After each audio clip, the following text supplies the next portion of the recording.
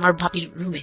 ওই দিনই আমি তার রূপ দেখে ফেলছি। তো তখন থেকেই আমার তাকে দেখলে মানে গা শিউরে উঠতো, যে মনে হতো যে ভয়ঙ্কর একটা কিছু করবে। মানে মনে হতো, তখন আমি বুঝতাম না, সেক্সুয়াল লাইফটা বুঝতাম না যে সেক্স কি জিনিস, কিন্তু তখন একটা ভয় ঢুকে গেছে, খুব চাপা একটা ভয়। এটা আজকের রাতের কোনো চিল্লাচিল্লি করা যাবে না। তো আমিও চুপ করে, আমার কাছে মনে হচ্ছিল কেউ আমাকে ছুরি দিয়ে আঘাত করতেছে, মানে মনে হচ্ছিল যে কেউ আমাকে ছুরি দিয়ে আঘাত করতেছে, আর আমি ব্লাড দিয়ে পুরো মানে আমার শরীরে সব ব্লাড বের হয়ে যাচ্ছে। আমার এরকম মনে হচ্ছে যে আমার শরীর থেকে সব ব্লাড বের হয়ে যাচ্ছে। আমি মানে গরু কাটলে যেরকম ইয়ে করে না, আমি এরকম কাঁপতেছি, ওরকম কাঁপতেছি। কিন্তু সে তার কাজ করলো। আমি খুব অবাক হয়েছি যে আমি উঠে বসতে পারতেছিলাম না, সে আমাকে টান দিয়ে উঠে বসাইছে, বসায় বলতেছে ওয়াশরুমে যাও। আমি ওয়াশরুমে কিভাবে গেছি আমি জানি না। কিছু গল্প অবিশ্বাস্য হলেও সত্য। আমি আমার ছোটবেলা থেকে মানে জন্ম থেকেই শুরু করতে চাচ্ছি। জি শিওর। আমি হচ্ছি আমার বাবা যিনি ছিলেন উনিও পুরান ঢাকার, আমার মাও পুরান ঢাকার। তো আমি যদি আমার গল্পটা বলতে চাই তাহলে আমার একদম জন্মের আগে, মানে আমার বাবা আমার বিয়ে থেকে শুরু করতে চাচ্ছি। নিশ্চয়ই নিশ্চয়ই, নো প্রবলেম। তো আমার বাবা ছিলেন একজন ব্যবসায়ী পুরান ঢাকার, আর আমার মানে পাশাপাশি উনি হোমিওপ্যাথিক ডাক্তারও ছিলেন। ওকে। তো খুব ভালো একজন মানুষ ছিলেন। আর আমার আম্মু ছিলেন জমিদার, মানে জমিদার টাইপের, পুরান ঢাকায় লাইক জমিদার যেরকম থাকে আর কি, জমিদার বাড়ির মেয়ে ছিলেন। মানে পুরান এমন কি ছিল যে আগের পিতামহ বা প্রপিতামহ যেটাকে বলি জমিদার ছিল, এরকম এরকম মানে আমার নানাই ছিলেন জমিদার। ওই এলাকার সব বিচার সালিশ উনি করতেন, প্রভাবশালী ছিলেন, প্রভাবশালী খুব। তো ওই দিক থেকে আমার বাবা তো বিয়ের প্রস্তাব দেয়নি, মানে ফ্যামিলি থেকেই আমার বাবার আবার একটা বিয়ে করেছিলেন আরো 8 বছর আগে আমার আম্মুকে বিয়ে করার, ওটা ছিল লাভ ম্যারেজ। তো আব্বু আর ওই বড় আম্মু একসাথে পড়াশোনা করতেন, ওই দিক থেকে দুইজন পরিচয় হয়ে বিয়ে হয়েছিল। কিন্তু 1.5 বছর পরে আমার ওই বড় আম্মু মারা যায়, অসুস্থ হয়ে মারা যান। তারপরে আমার আব্বু আর বিয়ে করবেন না এরকম বলেছিলেন যে আর বিয়ে করবো না। তারপর প্রায় 8 বছর পরে আমার দাদু আর ফুপ্পিরা মিলে মানে আমার আম্মুকে চুজ করে তারপর বউ করে নিয়ে আসেন। তো আমার আম্মু খুব অসুস্থ থাকতেন প্রায়, আমার আম্মু একটু ফিজিক্যালি একটু দুর্বল।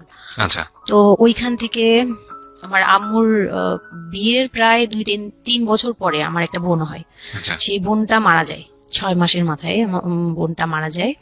বোনটা মারা যাওয়ার পরে আমার আরেকটা কথা আমি এখানে ভুলে গেছি, যে আমার যে ফার্স্ট মা ছিলেন মানে বড় মা, আমার আব্বুর যে রিলেশন ছিল, ওইখানে একটা মেয়ে হয়েছিল। ওই মেয়েটার প্রায় 6 মাসের মাথায় মানে পেট খারাপ করে অসুস্থ হয়ে মারা যায়।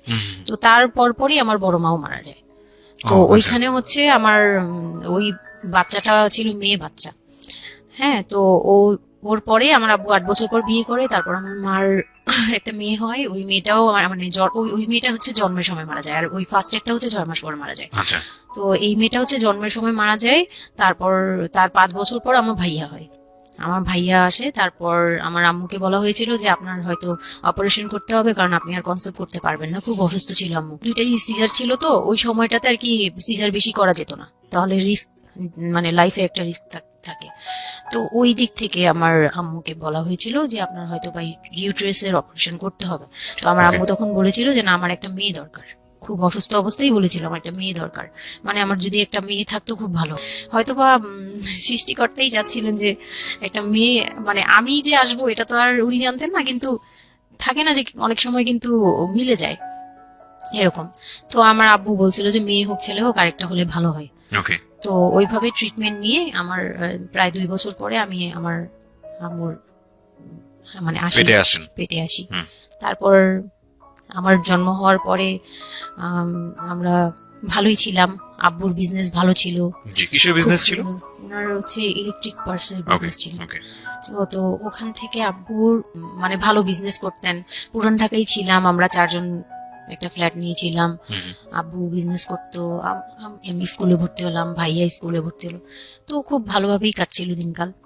তো একটা পর্যায়ে যে আমার যখন 10-11 বছর, তখন হচ্ছে আমার আব্বুর বিজনেস একটু প্রবলেম হয়, একটু না ভালোই প্রবলেম হয়, মানে একজন খুব বড় ধরনের একটা লস সে ফেলে দেন।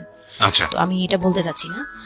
তো যাই হোক, খুব বড় একটা ট্র্যাজেডি, মানে আমার লাইফের সবচেয়ে বড় ধাক্কাটা আমি ওখানেই পাই, যে আমার আব্বু এরকম একটা পার্সন ছিল। আব্বু সবসময় বলতো যেটা, যে আমার এই মেয়েটা হচ্ছে আমি দেখতে নাকি সেই প্রথম যে আব্বুর বেবিটা ছিল না, মেয়েটা যেটা 6 মাসের মাথায় মারা গেল, আব্বু তাকে খুব ভালোবাসতো। আমি নাকি দেখতে সেম ওরকম হয়েছি, শুধু আমি কালো, ওই মেয়েটা ফর্সা ছিল। তো আমি যখন জন্ম হই তখন আব্বু নাকি আমার ফেস দেখেই কান্না করে দেয় যে এটা আমার বড় বড় মেয়েটা যে ছিল তার মতো হয়েছে। তার মানে ও সেই, মানে আব্বুর ধারণা ছিল যে সেই আসছে, এরকম এরকম কিছু। তা আব্বু আমাকে অনেক আদর করতো, মানে অন্য অন্য বাবারাও আদর করে সব মেয়েদেরই, কিন্তু আব্বুর ভালোবাসাটা কেন জানি একদম ডিফারেন্ট ছিল, অনেক বেশি ভালোবাসতেন, অনেক বলার মতো না। সারাক্ষণ টেক কেয়ার, সারাক্ষণ, রাত নাই দিন নাই সব সময়। আমার রাতে খুব বদভ্যাস ছিল, আমি রাত জাগতাম প্রচুর। প্রতি রাতেই আব্বু আমাকে হেঁটে হেঁটে ঘুম পাড়াতো কোলে নিয়ে। আচ্ছা। প্রায় 10 বছর 11 বছর পর্যন্ত আব্বু আমাকে কোলে নিয়ে ঘুম পাড়াতো, অনেক আদর করতো। আর যখন যেটা, তখন তো ছোট ছিলাম, যখন যেটা বলতাম আব্বু এখন এটা লাগবে, রাত দিন তো বুঝতাম না, আব্বু ওই সময় বের হয়ে যেত, মানে খুঁজতে বের হয়ে যেত কোথায় পাই এটা। আমার মেয়ে বলছে। তো ভাইয়ার সাথে খুব একটা এরকম হয় নাই, আমার সাথে বেশি হতো। তো ভাইয়া এটা নিয়ে একটু জেলাসও করতো, কারণ সাধারণতই কিন্তু মানে ভাই বোনের মধ্যে এটা থাকে। তো আমাদের মধ্যেও এরকম ছিল। তো আব্বু যখন বিজনেস লস হলো তখন খুব বেশি, মানে আব্বু ভেঙে পড়লো। আমরাও মোটামুটি, আমি তো আর বুঝি না, কিন্তু আমি তখন বুঝতাম যে আমার কিছু একটা কমতে যাচ্ছে, মানে কমতি হচ্ছে আমার। কারণ সবকিছু চাওয়ার পরপরই পাওয়া আর একটু লেট করে পাওয়া, এগুলো নিয়ে একটু একটু মেন্টালি ইয়েতে পড়ে গেলাম। তো আব্বু বুঝতে দিত না, শুধু আম্মুকে বলতো যে ওদের বুঝতে দিবে না।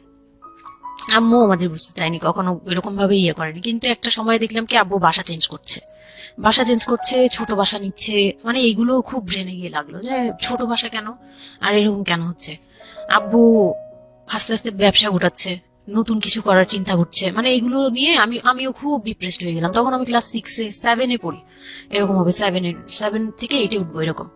তো আব্বু সবকিছু গুটিয়ে চলে যাচ্ছিল ওনার এলাকায়, মানে দয়াগঞ্জের ওই সাইডে, মানে আমার দাদির এলাকা যে সাইডটা, ওই সাইডটাতে চলে যাচ্ছে। তো ওখানে চলে যাচ্ছে, বলছে আমি ওখানে বিজনেস করবো, ওখানে একটু মানে রুম রেন্টও কম, আমি ওখানেই চলে যাব। আর আব্বুর যে ফ্ল্যাট একটা কিনেছিল, আব্বু এর মাঝখানে একটা ফ্ল্যাট কিনেছিল কিস্তিতে, তো ওইটাও সেল করে দেয়, সেল করে বিজনেসে ওইটাও ইনভেস্ট করে। এটা একটা বোকামি করে আমার আব্বু। যাই হোক, উনিও বুঝতে পারেনি। তো ওখানে যাওয়ার পরে সেখান থেকে আব্বু আর কিছু করতেই পারলো না। আর আমাকে করলো কি, ওই সাইডটা একটু মানে রাফ এলাকা, তো যে এলাকায় আব্বুরা মানে ওখানে গেল একটু অন্য ধরনের, মানে একটু ইফটিজিং বেশি হয়, এইসব প্রবলেম ফেস করতে হয়। আর আব্বু তো আমাকে বাসা থেকে বের হতে দিত না, আর ওই সময় আমাকে বোরকা পরাতো। তখন 10-11 বছর বয়স, কিন্তু ওই সময় আমাকে বোরকা পরাতো। তো ওই দিক থেকে চিন্তা করেছে যে এখান থেকে স্কুল চেঞ্জ করতে হবে, এইটি উঠে যাচ্ছে মেয়েটা, তো এখান থেকে স্কুল না চেঞ্জ করে ওর মামার বাসায় থাকুক, আমার ছোট মামার বাসায় আর কি। আমরা তো নানু বাড়ি তো আমার ওইখানেই, বংশাল সাইডে আর কি। তো ওইখানে আমার মামা বাসায় নানু বাড়িতে রেখে আমার আব্বু যায়, কিন্তু রাখতে চায় না প্রথমে। আমার আম্মু খুব রিকোয়েস্ট করে যে এখানে ভালো থাকবে। আর আমার মামা ওইখানকার, আবার নানার পরে আমার মামাই ওখানে মোটামুটি প্রভাবশালী, মানে নানার যে প্রভাবটা ওটা আমার মামা পেয়েছে, মানে ওখানে বিচার টিচার যা হয় সব মামা করে, এখনো করে। তো ছোট মামার বাসায় গেলাম, মামি আমাকে খুব আদর করতেন, মামি আমাকে অনেক স্নেহ করেন, সত্যি কথা এখনো অনেক স্নেহ করেন, কিন্তু আমার যাওয়া হয় না, ওটা আমি পরে বলছি। তো তো ওখানে ছিলাম, মামার বাসায় গেলাম। খালার ছেলে, বড় ছেলে, হ্যাঁ, উনি হচ্ছে আমার, মানে মামার বাসায় আসছে হঠাৎ করে। আমি জানতাম না যে কেন আসছে, মাঝে মাঝে দেখা হলে সালাম দিতাম। কি নাম ওনার? ওনার নাম রিপন। রিপন, ওকে। তো উনি হচ্ছে আমার মামার বাসায় আসছে। আপনার খালাতো ভাই? খালাতো ভাই, উনি আমার খালাতো ভাই, উনি আসছে। তো অনেকদিন পর আর কি আসছে। ও আমি তখন 9-এ পড়ি, পহেলা বৈশাখ ছিল, আমি 8 থেকে 9-এ উঠে গেছি পহেলা বৈশাখ। তো ওই সময়টাতে তাকে দেখলাম যে সে আমাদের বাসায়। রিপন? হ্যাঁ। তো আমি সালাম দিলাম, ভাইয়া কেমন আছেন, কারণ উনি আমাদের অনেক সিনিয়র, অনেক সিনিয়র। আপনি তখন ক্লাস 9-এ পড়েন? হ্যাঁ, 8 থেকে 9 আর কি। 8 থেকে 9-এ, ওকে। হ্যাঁ। তো ওই সময় আমি দেখে বললাম, ভাইয়া কেমন আছেন, চা খাবেন? তো আমার মামা বললো, হ্যাঁ চা বানিয়ে নিয়ে আসো। তো আমি গিয়ে পরে শুনি যে আমার মামাতো ভাই আমাকে বলতেছে যে আমার মামাতো ভাই আবার আমার একদম মানে আপন ভাইয়ের চেয়েও বেশি বলবো, কারণ ওর সাথে আমি সবকিছু, মানে ও আর আমি একসাথে বড় হয়েছি, কখনো মনে হয়নি যে এটা আমার মামাতো ভাই, নিজের ভাই মনে হতো। তো আমার বলতেছে যে তুই তো এখন আন্টি হয়ে যাবি, মানে দুষ্টুমি করতেছে যে তুই তো এখন বড় ভাবি হয়ে যাবি, হ্যান তেন। আমি বলি কেন? বলে রিপন ভাই না তোরে বিয়ে করতে চায়। তো আমি খুব হেসে দিলাম হুম। হেসে দিলাম, মানে আমি বলতেছি যে দুষ্টামি করতেছে এরকম ভাবছিলাম, যে মনে হয় ফান করছে। আমি ওর সাথে আবার কতক্ষণ চিল্লাচিল্লি যায়, উল্টাপাল্টা কথা বলিস কেন সেই। তো এগুলা নিয়ে ওরা সবাই মিলে আমার সাথে বলতেছে, বলে কি রিপন কেমন কথা বলো উনি এই সেই। বয়সে কত বড় ছিল আপনার থেকে? আমার তখন 13, আর উনার তখন ধরেন 37। 24 বছরের বড়, মানে আপনার না 24 বলতে এখানে, হ্যাঁ 24 বছরই তো বড়, 24 তাই তো? বছরের ও বড়। মাই গড, ওকে। তো উনি তখন, আমি ভাবতেই পারিনি যে এই লোকটার সাথে আমার বিয়ে দিবে সবাই। মানে ও বললে তো এটা পাগলামি মনে করার কথা, Right. যে এটা একটা পাগলামি, এটা অফ এটা কোর্স, কেমন তাই কথা। ক্লাস 9 এ পড়া এক যে মেয়েকে। উনি যদি মানে লিগেল বয়সে বিয়ে করতে হয়তো আমার সমান একটা বিয়ে, বাচ্চাই থাকতো, হ্যাঁ। তা আমি না ভাবতেই পারিনি তখন। তারপরেও না আমি চুপ হয়ে গেছি, আমি এই ব্যাপারে ডিসিশন দেওয়ার মতো বয়স আমার ছিল না, জ্ঞানও ছিল না। তো হুট করে আমার মামা মামি আমাকে জিজ্ঞেস করারও প্রয়োজন বোধ করেনি, বা জানানোরও প্রয়োজন, কি কারণে জানি না, তবে ওনারাই ডিসিশন নিয়ে বলল যে, আমার আব্বু আম্মুকে জানালো, আমার মেজু খালা যে, মানে হুম। আমার আম্মুর ইমিডিয়েট বড় যে, হুম। উনাকে আমার আব্বু আম্মুর কাছে পাঠায়। হুম। আর আমার আব্বু আম্মু তখন থাকে হচ্ছে আমার এক ফুপির বাসায়, হুম। বাসা ভাড়া নিয়ে থাকে আর কি। হুম। তো ফুপির বাসায় থাকে, ফুপির নিজের বাসা, তো ওখানে থাকে। তো আব্বুর কাছে পাঠায়, তখন আমিও যাই ওই বাসায়। তো আমি তো আর জানি না এই কথা বলতে আসবে। আমি আবার ভাইয়ার সাথে বসে বসে গল্প করতে থাকি, ভাইয়া ছিল, ফুফাতো বোন ছিল, আমরা একসাথে গল্প করতে থাকি। তো হঠাৎ করে শুনি যে একটু মানে আমার খালা খুব জোরে সোরে বলতেছে, মানে চিল্লাচিল্লি করে বলতেছে যে, যদি এই বিয়ে না হয় তাহলে আমাদের সাথে তোদের কোনো কন্ট্যাক্ট নেই, আজকে আচ্ছা। থেকেই বন্ধ। আচ্ছা। হ্যাঁ, এই বিয়ে হতেই হবে। কেন হতে হবে? আমার আব্বু বলছে কেন হতে হবে, আমার মেয়ে তো অনেক ছোট, ও তো এই সংসারের ভার নিতে পারবে না, বলো ওগুলো আমরা দেখবো, ওরে আমরা বাচ্চার মতো পালবো। মানে উনি বলতেছে আমি দায়ভার নিলাম, আমি সবকিছু নিলাম, এইভাবে বলতেছে হুম। আমি সবকিছু দেখবো, এগুলা নিয়ে কোনো টেনশনের কিছু নাই, নিজেদের মানুষ, এর চেয়ে ভালো কোনো অফার কোনোদিন পাবা না, মানে এর চেয়ে ভালো কোনো প্রস্তাব আসবে না, এই না সেই না সেই অনেক কিছু বলতেছে। আব্বু মুখে কনভিন্স করতেছে যে এইটা যদি তোমরা হাতছাড়া করো তাহলে আর কখনো মেয়ের জন্য ভালো কিছু পাবা না, আর আমাদের সাপোর্ট তো জীবনেও পাবা না, তোমাদের একটা সাইড পুরো বন্ধ হয়ে যাবে, মানে আমরা আমাদের সাথে তোমাদের একদম রিলেশন শেষ, হুম। তোমাদের মেয়ে এখনই রেখে যাবো, তোমরা কি করবা করো। তো আমার আব্বু ওই দিক থেকে একটু দুর্বল ছিল। পরে আমি এটা শুনে কান্না করে দিছি, মানে সাথে সাথে কান্না করে দিছি। তো আমার ভাইয়াও বুঝছে, আমাকে নিয়ে ছাদে চলে গেছে। আমার ফুফাতো বোন, ভাইয়ার এক খুব ক্লোজ ফ্রেন্ড ছিল, ছোটবেলার হুম। বন্ধু, সেও আমাকে খুব আদর করতো বোনের মতো, সেও গেল উপরে, বলতেছে আপু তুই কান্না করিস না, আমরা দেখতেছি কি করা যায়। তো আমার ভাইয়া বলতেছে, বলে কি আমি ওরে নিয়ে কোথাও পালিয়ে যাই, আমার মনে হচ্ছে যে আমি ওকে নিয়ে এখন কোথাও পালিয়ে যাই। যে রিপন ভাই এটা কিভাবে পারে, কিভাবে এটা বলতে পারে যে বিয়ে করবে ওকে। তো আমি খুব কান্নাকাটি করছিলাম। আমার খালা চলে গেল, খালা চলে যাওয়ার পরে আমার ভাইয়া আব্বুকে যে কি বলছে জানি না, আব্বু আবার ছাদে আসছে। আমি কান্না করতেই আসি, মানে তখন কন্টিনিউ কান্না করতেছি। তো আমার আব্বু ছাদে এসে যেটা বললো যে, আমার আব্বু তখন বললো যে, বলে আমি তোমাকে নিয়ে মানে বনে চলে যাব দরকার পড়লে, কিন্তু আমি ওর কাছে তোমাকে দিব না। তো আমি দেখলাম যে আব্বু ফিজিক্যালি, মেন্টালি, আর্থিকভাবে সব দিক থেকে দুর্বল, এখন আমাকে নিয়ে যদি বের হয় সে পারবে না, এটুকু বুঝলাম, তার দ্বারা সম্ভব না এটা। পরে আমাকে বললো যে তুমি যদি রাজি থাকো তাহলে আমার কোনো আপত্তি নেই, আর যদি তুমি বলো যে না আব্বু আমি রাজি না, তুমি শুধু একবার বলো, তাহলে আমি তোমাকে নিয়ে বের হয়ে যাবো, আমরা বাবা মেয়ে কই থাকবো কেউ জানার দরকার নেই। আপনার মার কি ভূমিকা ছিল এই সময়? আমার মা তখন বলতেছে যে দিবে, আমার মা ইচ্ছা ছিল যে দিবে, কারণ আমার মা তখন এই জিনিসটা বুঝে না, মানে আমার মা এমনিতেও অনেক সৎ সরল, সত্যি কথা বলতে ওনার দোষ না এটা, সেইটা বুঝতো না যে এই যে ডিস্টেন্সে বিয়ে দিলে এই বিয়েগুলো টিকে না, বা 24 বছর বয়সের ডিফারেন্স, এগুলো নোট করবেন। এবং খুব ইম্পর্টেন্ট, আসলে খুব ইম্পর্টেন্ট, কারণ বয়সের গ্যাপটা, না ঠিক আছে, কিছু কিছু মানুষের জীবনে যে ব্যতিক্রম ঘটে না তা কিন্তু না, কিন্তু এই ব্যতিক্রমটা যদি আমরা উদাহরণ হিসেবে নিয়ে সবার উপর চাপিয়ে দেওয়ার চেষ্টা করি তাহলে কিন্তু সেটা সম্ভব নয়। ঠিক আছে, একটু একটু খেয়াল করবেন, 24 বছরের ডিফারেন্স হচ্ছে ও এবং ওর খালাতো ভাই রিপনের মধ্যে। ও যখন 13 বছর তখন ওর খালাতো ভাই হচ্ছে 37। So it's a huge gap. সাধারণত বলা হয়ে থাকে 4-5 বছরের গ্যাপ ইজ ওকে, কিন্তু এর থেকে বেশি না হওয়াটাই বেটার। সেক্ষেত্রে 24 বছর, কোথায় 4-5 বছর আর কোথায় 24 বছর। হ্যাঁ, দেন হচ্ছে ওই বিয়েটা মানে আপনি কি বললেন? এখানে তো আমি সিদ্ধান্ত তখন আসলে আপনার জায়গায় ছিল। সিদ্ধান্ত আমার জায়গায় বলতে, আমি তখন 13 বছর বয়স, তো মানে আমি তখন প্রেমও করিনি একটাও। হুম মানে একটা এজ থাকে কিন্তু সবকিছুরই। হুম মানে তখন দেখতাম যে আশপাশে মানে যারা কলেজে পড়ে, হুম আমার একটা টার্গেট ছিল যে আমিও একদিন কলেজে পড়বো, আমার অনেক ফ্রেন্ড সার্কেল থাকবে, অথবা আমার ভালো একটা রিলেশন থাকবে, হুম বা বিয়ে হবে, এরকম সবারই একটা ইয়ে থাকে। কিন্তু ওই বয়সটাতে আমার ওইটুকু যাওয়ারও মানে ওই চিন্তাতে আমি যাইনি তখনও, যে আমি একটা রিলেশন করব আর ওই জায়গায় বিয়ে। প্রিয় শ্রোতা, আমরা এখানেই একটা ছোট্ট বিরতি নেব। বিরতির তারপর তো আমি আমার আব্বুকে মনে প্রাণে বিশ্বাস করতাম, তো আব্বুর উপরে ছেড়ে দিলাম। আব্বুকে আর ভাইয়াকে বললাম যে, দুইজন সামনে ছিল, আমাকে বারবার জিজ্ঞেস করতেছে তুমি যদি ইয়েস বলো ইয়েস, তুমি যদি না বলো তাহলে আমি তোমাকে নিয়ে বেরিয়ে যাবো। আমার ভাইয়াও বলতেছে, বলে আমিও আপনার সাথে যাব। তো আমি দেখতেছি আব্বু এমনিতেই 1 থেকে 1.5 বছর বা 2 বছর ধরে এরকম সার্ভাইভ করতেছে, মানে নিজে যুদ্ধ করে পারতেছে না, কাজকর্ম সবকিছু বন্ধ হয়ে গেছে, মানে বিজনেস টিজনেস সব গুটিয়ে ফেলছে। তারপর উনি যে এখন নিজে চলবে ওইটাই চলতে পারতেছে না, মানে খুব কষ্ট হচ্ছে। আমাকে আমার মতো মানে আমাকে যেখানে উনি একটা রাত 24 ঘন্টা একবার হলো আমাকে দেখতে হতো, ওই জায়গায় আমার মামার বাসায় ফেলে রাখছে, প্রতিদিন হেঁটে যেত, দেখে আসতো, একবার হলেও দেখে আসতো, মানে এরকম কষ্টগুলো করছে। ওই দিক থেকে চিন্তা করে দেখলাম যে না, আমার আসলে ওনাকে প্রেশার দেওয়া উচিত না, ওনার উপর ছেড়ে দিই। তখন আর কি এটাই মাথায় কাজ করছে যে আব্বু আপনি যেটা বলবেন সেটাই।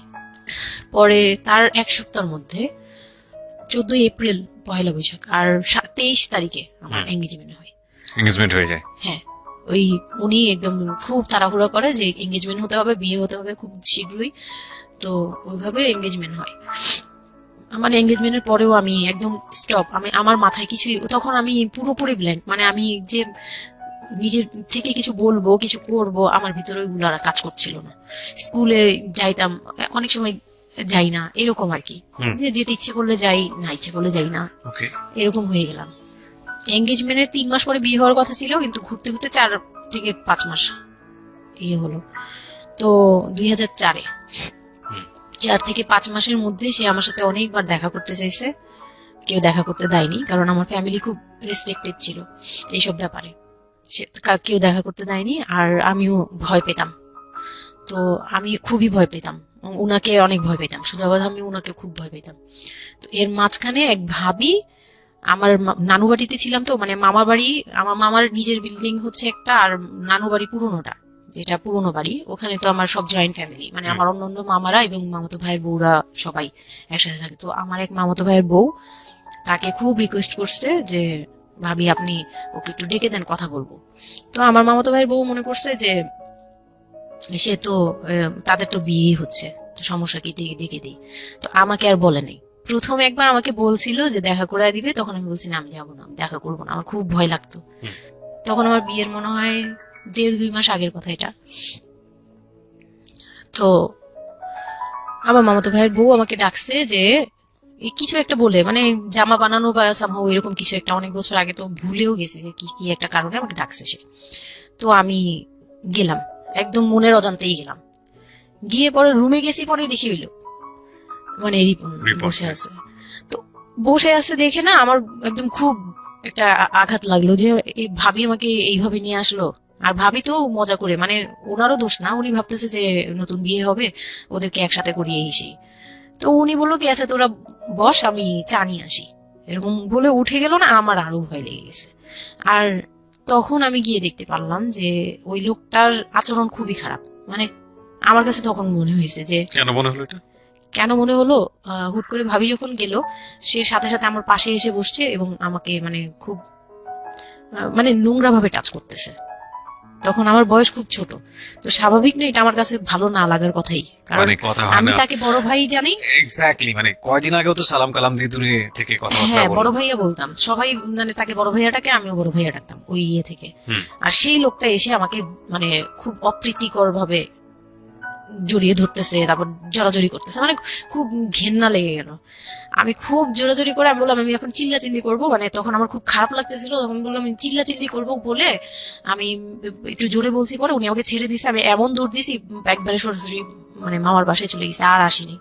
আর ওখানে গিয়ে অনেক কান্নাকাটি করছে যে এখন তো নাও করা যাবে না, আর এই লোকটা এরকম কেন, এই লোকটা তো তাহলে বিয়ের পরে মানে আমার একটা ভয় ঢুকিয়ে গেছে যে এই লোকটা তো তাহলে আমাকে না জানি কি করবে, এরকম একটা ভয় ঢুকিয়ে গেছে। তখন তো ছোট ছিলাম, জি, আর আমাদের ওই সময়টাতে তো এত মিডিয়া ছিল না যে আমরা এত কিছু বুঝবো যে এক্স্যাক্টলি মানে এক্স্যাক্টলি। এই আর কি।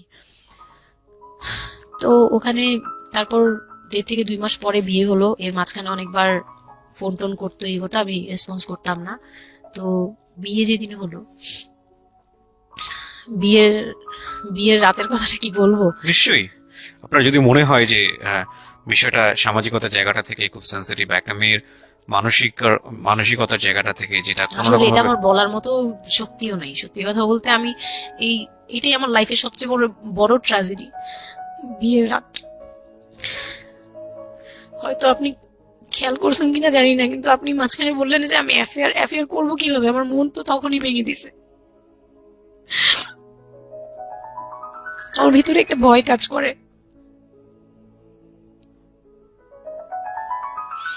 কি হয়েছিল আমি জানি, আপনি খুব সুন্দর করে বলছেন গল্প, আপনি আপনার মতো করেই বলবেন, আমরা আসলে মূল মেসেজটাই পেতে চাই। লোকটা হচ্ছে সামাজিক ভাবে সবার কাছে খুব ভালো, সবার কাছে ভালো বলতে মানে গলিতে বা এলাকায় কিছু করে না, সেই এলাকায় খুব ভালো ব্যবসা করে, খুব সহজ সরল ভাবে দোকানে যাচ্ছে, আসতেছে, খাচ্ছে, ঘুমাচ্ছে, নর্মাল। আমার সাথে যেদিন বিয়ে হলো সেদিন খুব বৃষ্টি। তো আমার তো ওই একদিনই আমার ভাবির রুমে, ওই দিনই আমি তার রূপ দেখে ফেলছি। তো তখন থেকেই আমার তাকে দেখলে মানে গা শিউরে উঠতো, যে মনে হতো যে ভয়ঙ্কর একটা কিছু করবে। মানে মনে হতো, তখন আমি বুঝতাম না, সেক্সুয়াল লাইফটা বুঝতাম না যে সেক্স কি জিনিস, কিন্তু তখন একটা ভয় ঢুকে গেছে, খুব চাপা একটা ভয়। প্রথম কথা হচ্ছে যে আপনি একটা ছেলে এবং মেয়ের মধ্যে যে স্বাভাবিক সম্পর্কটা বিবাহ পরবর্তী, এটা সম্পর্কে আপনার কোনো আইডিয়া ছিল? আপনাকে কেউ না, বলেছে? এটা সম্পর্কে কোনো আইডিয়াই ছিল না, শুধু জানতাম যে কিছু একটা হয়, আচ্ছা, কিন্তু কি হয় সেটা আপনি জানতেন না? ডিটেলসটা আমি জানি না। আপনাকে বিয়ের রাতে বা আগে পরেও কেউ কখনো কিছু বলে? না, আমার বিয়ের আগে আমার এক ভাবি ছিল, মানে যেই ভাবির বাসায় গেছি সেই ভাবি না, আরেকটা ভাবি ছিল, উনারই বড় বড় যা আর কি। তো ওই ভাবি আমাকে জাস্ট কানে কানে বলছে যে আজকে কিন্তু যাই হোক একদম চুপ থাকবি, আমাকে এইভাবে বলছে, শুধু এটা বলেছে? শুধু এটা বলছে, আজকে যাই তো হোক আরো চুপ ভয়ানক কথা থাকবি। বলেছে, মানে এটা তা আমি শুনলে তো আরো বললাম ভয় যাই লাগে। হোক কি হবে, বলে কিছু বুঝো না তুমি, হ্যাঁ কিছু এতই ছোট কিছু বুঝো না, এইগুলি বলতেছে। মানে আপনার মনে আরো বেশি ভয় ঢুকে গিয়েছে? কোন ধরনের চিল্লাচিল্লি করবি না, চুপচাপ থাকবি, মানে জাস্ট হাসি মুখে এরকম করে বলছে। কিন্তু আমার কাছে একটু ভয় ভয় লাগছে তখনই, যে এই লোকটা তো ওই সময় যদি এরকম মানে খপ করে জড়া ধরতে পারে, এই লোক কি করতে পারে, কি হতে পারে, মানে এই টাইপের একটা ভয় কাজ করছে তখন। তখন এই জিনিসগুলো বুঝতাম না, মানে ফিজিক্যাল রিলেশন বা এগুলি এই সম্পর্কে কিছুই জানতাম না। মানে জানতাম যে কিছু একটা হয়, হাজবেন্ড ওয়াইফে কিছু হয়, কিন্তু কি হয় এটা জানতাম না, এরকম ছিলাম। তো নর্মালি যখন বিয়েটা হলো, কমপ্লিট হলো, সে তো মানে কতক্ষণ রুমে যাবে এরকম একটু পজ দিচ্ছি আমি এখানে, কারণ আমি জানি যে ম্যাক্সিমাম, আমি গেস করছি এখানে, কারণ এদিকে এখানে যারা শুনবে বা এই মুহূর্তে যারা শুনছে তাদের ইন্টেনশনটাকে আমি একটু ক্লিয়ার করতে চাই। সেটা হচ্ছে, আমরা এটা বলি যে this is an entertaining show, but এই জীবন গল্প বলেন বা আমার লাস্ট 7-8 ইয়ার্স এর ক্যারিয়ারে আমি রেডিওতে যে ধরনের প্রোগ্রাম করেছি, সোশ্যাল অ্যাওয়ারনেসের জায়গাটা থেকে এটা কি ধরনের ভূমিকা রেখেছে সেটা আপনারা আপনাদের জায়গা থেকেই ভালো মূল্যায়ন করতে পারবেন। বাট আমি একটু করজোরে আপনাদের কাছে একটা মিনতি করতে চাই, এই ঘটনাটাকে সিনেমা হিসেবে না দেখে, সিনেমার পর্দায় কিছু একটা ঘটতে যাচ্ছে এরকম একটা কিছু হিসেবে না দেখে, রেডিও হিসেবে না দেখে, একটু নিজের জায়গা থেকে চিন্তা করে দেখবেন, বা যদি বিষয়টা এরকম হয় একটা মানবিক জায়গা থেকে একটু চিন্তা করে দেখবেন। 24 বছরের গ্যাপ হাজবেন্ড আর ওয়াইফের মধ্যে, 24 ইয়ার্স, 13 বছরের একটা মেয়ে, যে মেয়েটার জীবনে প্রেম বলতে কোনো কিছু আসেনি, শারীরিক সম্পর্ক কি সে বোঝেই না, এবং দ্বিতীয়ত যে বিষয়টা ইম্পর্টেন্ট, বয়সন্ধিকালের একেবারে ইনিশিয়াল স্টেজে সে আছে, সে জানি না আসলে বিষয়গুলো কি। আর 37 বছর মানে হচ্ছে আমাদের পার্সপেক্টিভ থেকে, আমাদের সামাজিকতা জায়গা থেকে, একটা ছেলে যখন একদম এই সমস্ত স্টেজ, প্রেম বলেন, শারীরিক সম্পর্ক বলেন, বা অন্যান্য যে বিষয়গুলো আছে সেগুলো বলেন, সেগুলো অতিক্রম করে মোটামুটি বৈষয়িক হয়ে গেছে। বৈষয়িক বলতে আমি যেটা বোঝাচ্ছি, এই জীবনে এসে দায়িত্ব ছাড়া অন্য কোনো কিছু থাকে না 37 কিংবা 40 বছরের পর থেকে, এরকম একটা স্টেজে আছে। তার মানে ওদের মধ্যে মেন্টাল ম্যাচিং এর কত বড় একটা গ্যাপ। সেই জায়গাটা থেকে ছেলেটা যদি মেয়েটাকে বুঝতে না চেষ্টা করে, বিশেষ করে ছেলের দায়িত্ব, কারণ যেহেতু সে সিনিয়র, যদি বুঝতে না চেষ্টা করে, তাহলে এটা কতটা অমানবিক এবং কতটা পাশবিক, কতটা ভয়ঙ্কর হতে পারে মেয়েটার জায়গাটা থেকে, এটা একটু চিন্তা করবেন। সো বিশেষ করে যারা বাসরাত বিষয়টাকে মাথায় রাখছেন তাদেরকে আমি বলবো প্লিজ থিঙ্ক লাইক দিস। এখানে একটু মানবিক হওয়া প্রয়োজন। এখানে যদি আমরা শুধু এন্টারটেইনমেন্ট হিসেবে বিষয়টাকে নিই তাহলে আমি আসলে যে কারণে এই বিষয়টা আনতে চাচ্ছি সেই মেসেজটা ক্লিয়ার হবে না। Okay, so please feel the story actually.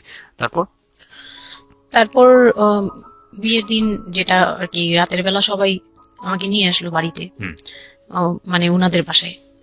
তো ওই বাসায় হচ্ছে একটা রুম, মানে প্রথম হচ্ছে বাসায় ঢুকেই কোনো বারান্দা টারান্দা কিছু নেই, শুধু রুম আর সিঁড়ি, আচ্ছা, সিঁড়ি ঘর। মানে পুরান ঢাকার বাসাগুলো একটু বেশি ইয়ে হয়তো, খুব ছোট ছোট হয়তো, ঘিঞ্জি টাইপের হয়। হ্যাঁ, আমি একদম। একসময় জিএসএসসি কাজ করতাম, আমার ফার্স্ট জব ছিল ওটা, আমি সার্ভে করেছিলাম পুরান ঢাকায়। আচ্ছা। সেটাই আমার প্রথম পুরান ঢাকায় যাওয়া, এবং আমার কাছে মনে হয়েছিল যে আমি কোথায় এসেছি।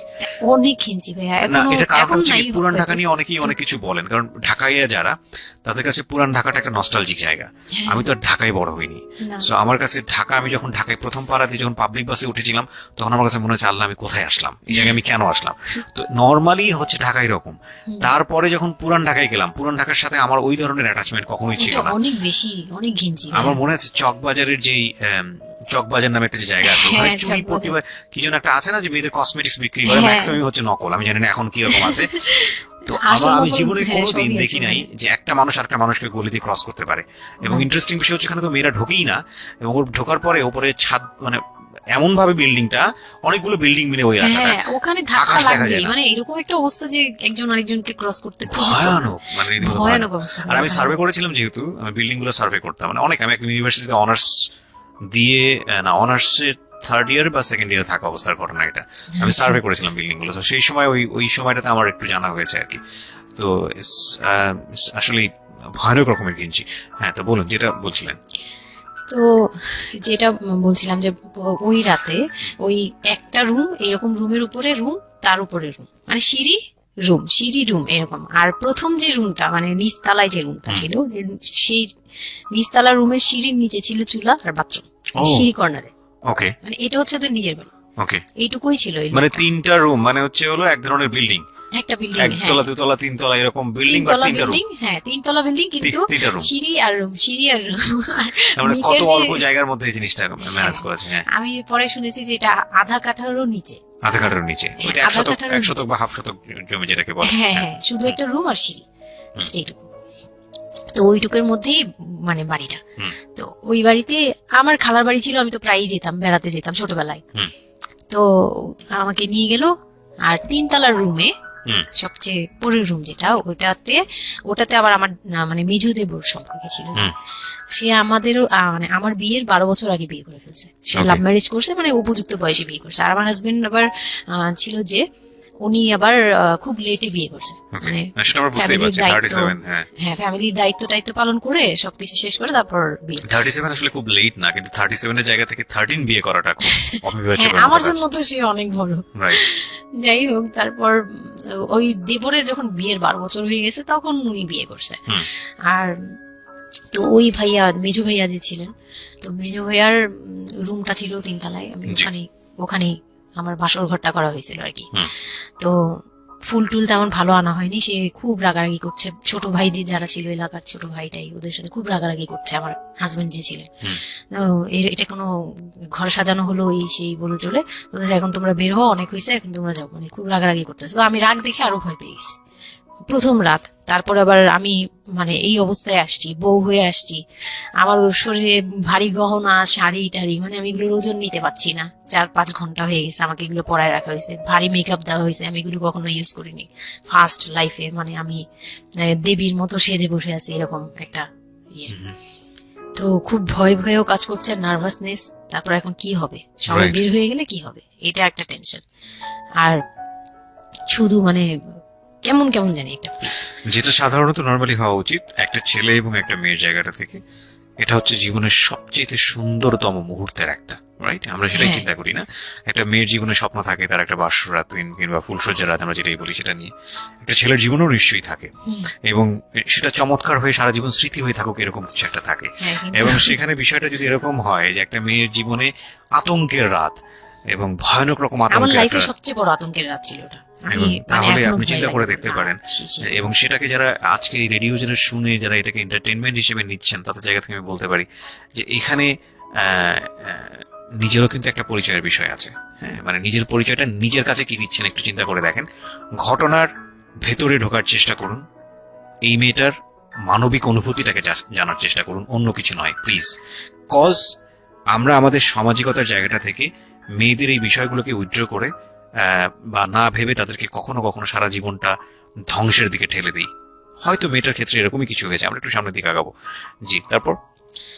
তারপর উনি আমাকে আমি তখন শাড়ি টাড়ি পরা, গহনা পরা, তো খুব নর্মালি সবাই চলে গেল পরে খুব নর্মালি আমাকে বলতেছে যে ড্রেসটা চেঞ্জ করো, শাড়িটা চেঞ্জ করো, গহনা টহনা চেঞ্জ করো। তো আমি আমি আমার লাগেজ থেকে একটা 3 পিস নিলাম, ওই 3 পিসটা নিয়ে ওয়াশরুমে চলে গেলাম। ওয়াশরুম বলতে ওই যে উপরের রুমেই একটা ওয়াশরুম আছে, আর নিচের রুমে মানে উপরের রুমে তো আর সিঁড়ি ঘর নাই, সিঁড়ি ঘরটাতেই একটা ওয়াশরুম ছিল, ছোট্ট একটা টয়লেট ছিল। ওইটাতে গিয়ে আমি চেঞ্জ করলাম খুব কষ্টে, চেঞ্জ করে তারপর মুখের মেকআপ টেকআপ এগুলো ওয়াশ করে আসলাম। তারপর আসার পরে উনি বলতেছে উজু করে আসো। হ্যাঁ, তো আমি উজু করলাম, উনি উজু করছে করে মানে প্রথম রাতে নাকি নামাজ পড়তে হয় সবাই বলে দিছে, তো ওই নামাজ পড়লো আমাকে নিয়ে। নামাজ পড়ার পরে পরে বেরিয়ে গেলাম, মানে আমি বিছানায় যে বসলাম, খুব ভয়ে ভয়ে আছি যে কি কি বলবে কি করবে জানি না। তো উনি আমার পাশে এসে বসে আমাকে ফার্স্ট কথা যেটা বললো, মানে এইটাই ফার্স্ট কথা ছিল যে আমি তো ওই ফ্যামিলির বড় ছেলে, আর তুমি তো আমাদের ফ্যামিলির সবাইকে চিনো জানো, তোমার তো আর চেনা জানার দরকার নাই। আর আমার তখন ওনার মা মারা গেছে 3-4 বছর, মানে 3 বছর হবে এরকম, 3 থেকে 4 বছর এরকম হবে। বলে আমার মা মারা যাওয়ার পরে আমি এখন সংসার দেখি, আমার আমার হয়ে আমার মার জায়গাতে এখন তুমি। এটা শোনার পর আমার কাছে মনে হলো আস্ত একটা বাড়ি আমার মাথার উপর তুললো। এটা আমি যেখানে নিজের এটা একটা বিষয়, ওই কথাটা কিন্তু খুব সুন্দর বলেছে। মানে ওর 37 ইয়ার্স এর জায়গাটা থেকে এটা খুব সুন্দর একটা কথা, কিন্তু কথা হচ্ছে 13 বছরের একটা মেয়ে কেন এটা বুঝতে যাবে? ও কিন্তু এটাই বুঝেছে যে এই 3 তলা একটা বাড়ি, 3 রুমের একটা বাড়ি ওর মাথার উপরে দিয়ে দেওয়া হলো। দেখুন, এই জিনিসটাই আমি আপনাদেরকে বোঝানোর চেষ্টা করছি যে আসলে সবকিছুর একটা বয়স থাকে। হ্যাঁ, এবং ছেলেটার জায়গা থেকে কিন্তু খুব সুন্দর নামাজ পড়েছে, বসছে, এখন পর্যন্ত আমাদের কাছে ভালোই লাগছে শুনতে। কিন্তু এটা আসলে কেউ বুঝতে চাইবে? 13 বছরের মেয়েটাকে এই জিনিসটা বুঝতে চাইবে? এইটা বোঝাটা জরুরি ছিল। হ্যাঁ হ্যাঁ, তারপর উনি যেটা বলছে যে আমার ভাই বোন আছে, সবাই আমার ছোট, কিন্তু আমার তো প্রায় 10-12 বছরের বড়। ওনার যে 10-12 বছরের ছোট, সে আমার 12-13 বছরের বড়। মানে তাকে আমি ছোটবেলা থেকে এইভাবে দেখে অভ্যস্ত। তো এইগুলো চিন্তা ভাবনা, মানে ওই সময় তো আর এত কিছু কিন্তু ওনার ছোট ভাই বোন এগুলা, মানে ওনার কাছে তো এগুলো বাচ্চা এখনো, আর আমার কাছে তারা অনেক বড়। আমি তাদেরকে কি টেক কেয়ার করবো, তারা আমাকে করবে, মানে আমার এরকম একটা বিষয়টা তাই। হ্যাঁ, তো আমি চুপ হয়ে শুধু শুনছিলাম, ও আচ্ছা ও আচ্ছা, মানে আমি কিছু বলার মতো ভাষাও পাচ্ছি না, বা আমি কি বলবো, আমার এখানে ডায়লগই কি ছিল, মানে আমি এরকম মনে হচ্ছে যে কেউ আমাকে একটা স্ক্রিপ্ট ধরাই দিত, আমি একটু দেখে বলতাম, আমাকে কেউ কিছু বলেও না, এই লোক কি বলতেছে। তো যাই হোক, এই কথাটার পরে মানে যখন উনি এটা বলার পরে বলতেছে যে তুমি আমাদের একটা মানে রুলস আছে, বিয়ের পরে নাকি বাসর ঘরে নাকি কিছু দেয়, হাজবেন্ড ওয়াইফকে কিছু দেয়, তারপর নাকি টাচ করে, এরকম কিছু একটা। তো আমাকে বলতেছে যে তোমার কি আমার উপর কোনো দাবি আছে, মানে এইগুলো আমি জানতাম না, এগুলো আমি অনেক পরে গিয়ে শুনছি। এগুলো অনেক পরে গিয়ে জানছি যে এই সময় নাকি কিছু চাইতে হয়, মানে এই সময় যা চাইবে তাই দিতে হবে, এরকম কিছু একটা। তো এটাও আমাকে কেউ বলে দেয়নি। তো আমি এই সময় একটা লসে পড়ে গেলাম না, মানে এরকম মনে হচ্ছে এখন আর কি। তখন আমাকে এটা কেউ বলে নাই। আমি এগুলো বুঝতাম না দেখে, আর আমাকে একটা কথা বলা হয়েছিল, আমার মাথায় একটা জিনিস কাজ করছিল যে ভাবি বলছে যে এইখানে যা হবে এগুলো সবই ঠিক। হ্যাঁ, এখানে যাই হোক, মানে ভেঙে বলেনি, বলছে তোর সাথে আজকে যা হবে এটি ঠিক, আর এটা মেনে নিতে হবে, আর এটা যদি না মেনে নিস তাহলে মানে মানে এই ধরনের একটা বলছে যে এটা আজকের রাতের কোনো চিল্লাচিল্লি করা যাবে না। তো আমিও চুপ করে, আমার কাছে মনে হচ্ছিল কেউ আমাকে ছুরি দিয়ে আঘাত করতেছে, মানে মনে হচ্ছিল যে কেউ আমাকে ছুরি দিয়ে আঘাত করতেছে, আর আমি ব্লাড দিয়ে পুরো, মানে আমার শরীরে সব ব্লাড বের হয়ে যাচ্ছে, আমার এরকম মনে হচ্ছে যে আমার শরীর থেকে সব ব্লাড বের হয়ে যাচ্ছে, আমি মানে গরু কাটলে যেরকম ইয়ে করে না, আমি এরকম কাঁপতেছি, ওরকম কাঁপতেছি। কিন্তু সে তার কাজ করলো। আমি খুব অবাক হয়েছি যে আমি উঠে বসতে পারতেছিলাম না, সে আমাকে টান দিয়ে উঠে বসায় বলতেছে ওয়াশরুমে যাও। আমি ওয়াশরুমে কিভাবে গেছি আমি জানি না, আমি খুব ধরে খুব মানে খুব কষ্টে কাঁপতে ওয়াশরুমে গেলাম, ফ্রেশ হয়ে আসলাম। আসার পর আমি খুব কষ্টে, যে আমি যখন বিছানায় মানে ঘুমোতে যাব, তখন আবার মাই গুডনেস, এরকম করে সে সারা রাতে, মানে রাত 3টা থেকে ভোর সকাল 8টা পর্যন্ত 4 বার আমার সাথে এইরকম করলো। আমি আর সকালে উঠতে পারি না, মানে আমি উঠে বসতে পারি না। তারপর 2-3 দিন কি হয়েছে আমার মাথায় নেই, মানে আমি আমি এখন আর এটা বলতে পারবো না, কারণ আমি পুরো সেন্সলেস ছিলাম, আর উনারে দেখলেই আমি ভয় লাগতো। সে যতবার আসতেছে সামনে, 2-3 দিন আপনি সেন্সলেস অবস্থায় ছিলেন?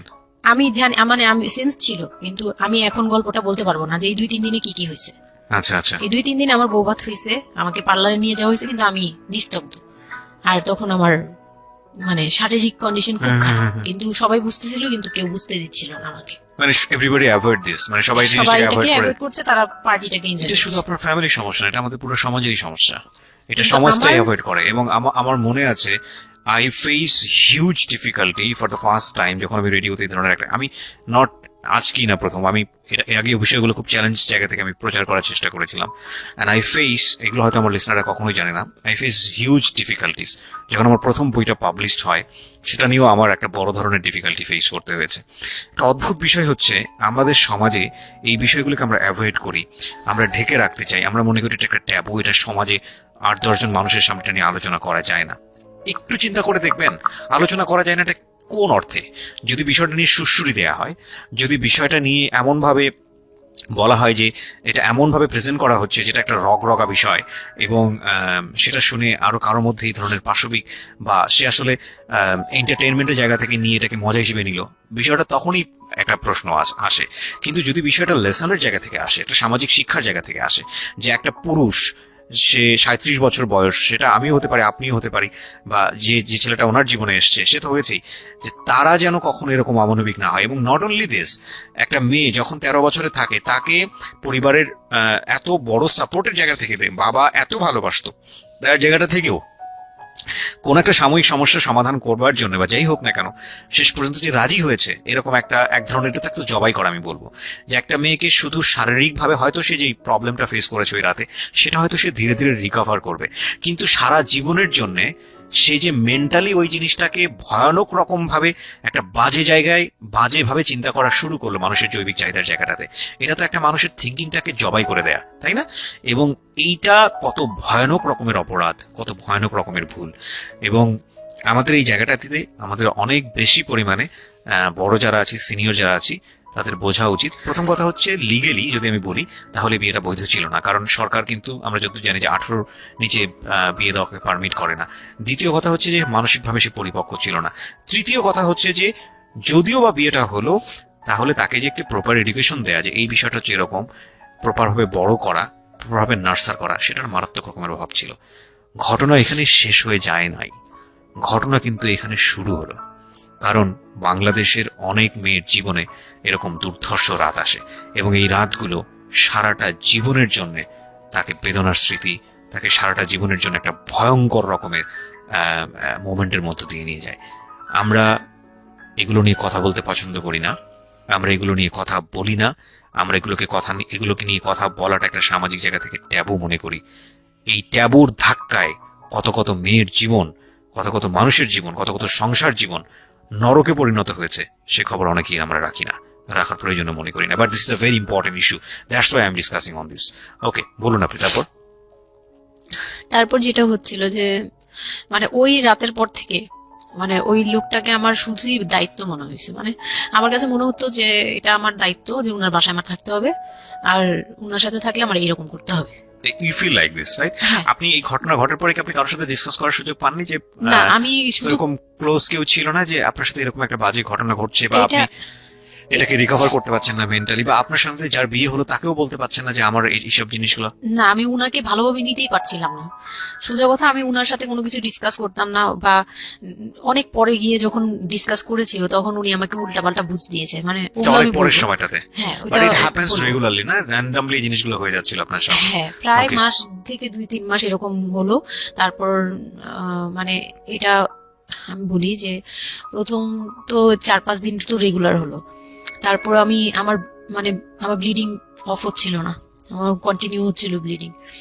তো এক সময় যে ওই ব্লিডিং এর মধ্যেও তিনি অনেক বাজে ইয়ে করেছে। তো ওর পরে আমি বাসায় যেতে চাইলে বাসায় যেতে দিত না, এভাবে ইয়ে করে ফেললো। আর ফ্যামিলিগত যে ব্যাপারটা ছিল, যে আমার ফ্যামিলি তো তখন, আমার আব্বু তো তখন একদম মানে ফিনান্সিয়ালি খুব উইক ছিল। হুম। তো বিয়ের পরে কিছু ফর্মালিটি থাকে, পুরান ঢাকার কিছু রুলস আছে যে বিয়ের পরে মেয়েদের প্রতি সপ্তাহে সপ্তাহে দেখতে যাওয়া, এটা সেটা পাঠানো, প্রতি সিজনে সিজনে এটা এটা করা, এগুলো ব্যাপারে কেউ কনসার্ন ছিল না। মানে তখন মানে আমার ফ্যামিলির কেউ এরকম অ্যাক্টিভ ছিল না, মানে ছিল কিন্তু কেউ কেয়ার করে। তারপর হচ্ছে এরকম করে আমার সময়গুলো কাটতে লাগলো। তো সবচেয়ে বড় কথা হচ্ছে আমার যে হাজবেন্ড ছিল রিপন, উনি আমার বাবার দোকানে কাজ করতো হুম। একটা সময়। ওইটা হচ্ছে প্রায় আরো মানে আমার জন্মের সময় বা আমার জন্মেরও আগে। জি। হ্যাঁ, তখন নতুন নতুন আর কি কাজ শেখার জন্য আমার আব্বুর দোকানে ঢুকছে এরকম। তো আমার আব্বু তাকে ক্যাশ বুঝিয়ে দিয়েছিলেন নাকি, তখন নাকি ক্যাশ দিত। তো আমি একটু যখন 2-3 বছরের, তখন উনি দোকান থেকে বের হয়ে নিজে ব্যবসা দিয়েছে, ওখান থেকে তিনি ইমপ্রুভ করছে। তো ওখান থেকে শুরু।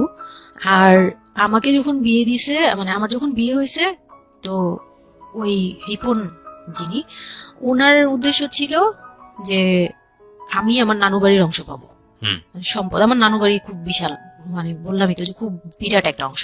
হুম। আর ওনাদের যে অংশটা ছিল সেটা অনেক আগেই নেওয়া হয়ে গেছে। আচ্ছা। মানে ওনার দাদা বাড়ি যেটাতে ওনারা ছিল 3 রুম, হুম। ওই যে ছোট ছোট 3টা রুম উপরে ওই বিল্ডিংটা তোলার পরে আমার মামা ওই অংশটা কেটে রাখছে, মানে আমার মামা রেখে দিয়েছে। আচ্ছা। আর আমাদের যে অংশটা ছিল তার লোকটা ছিল যে ওই বাড়িতে আমি একটা রুম হলেও পাবো। ওকে। হ্যাঁ, তো আমার আম্মু তো আর ওটা নেয়নি। তো আমার হাজবেন্ডের ইয়েটা ছিল, টার্গেটটা ছিল যে ওই বাসায় একটা রুম হলেও পাবে।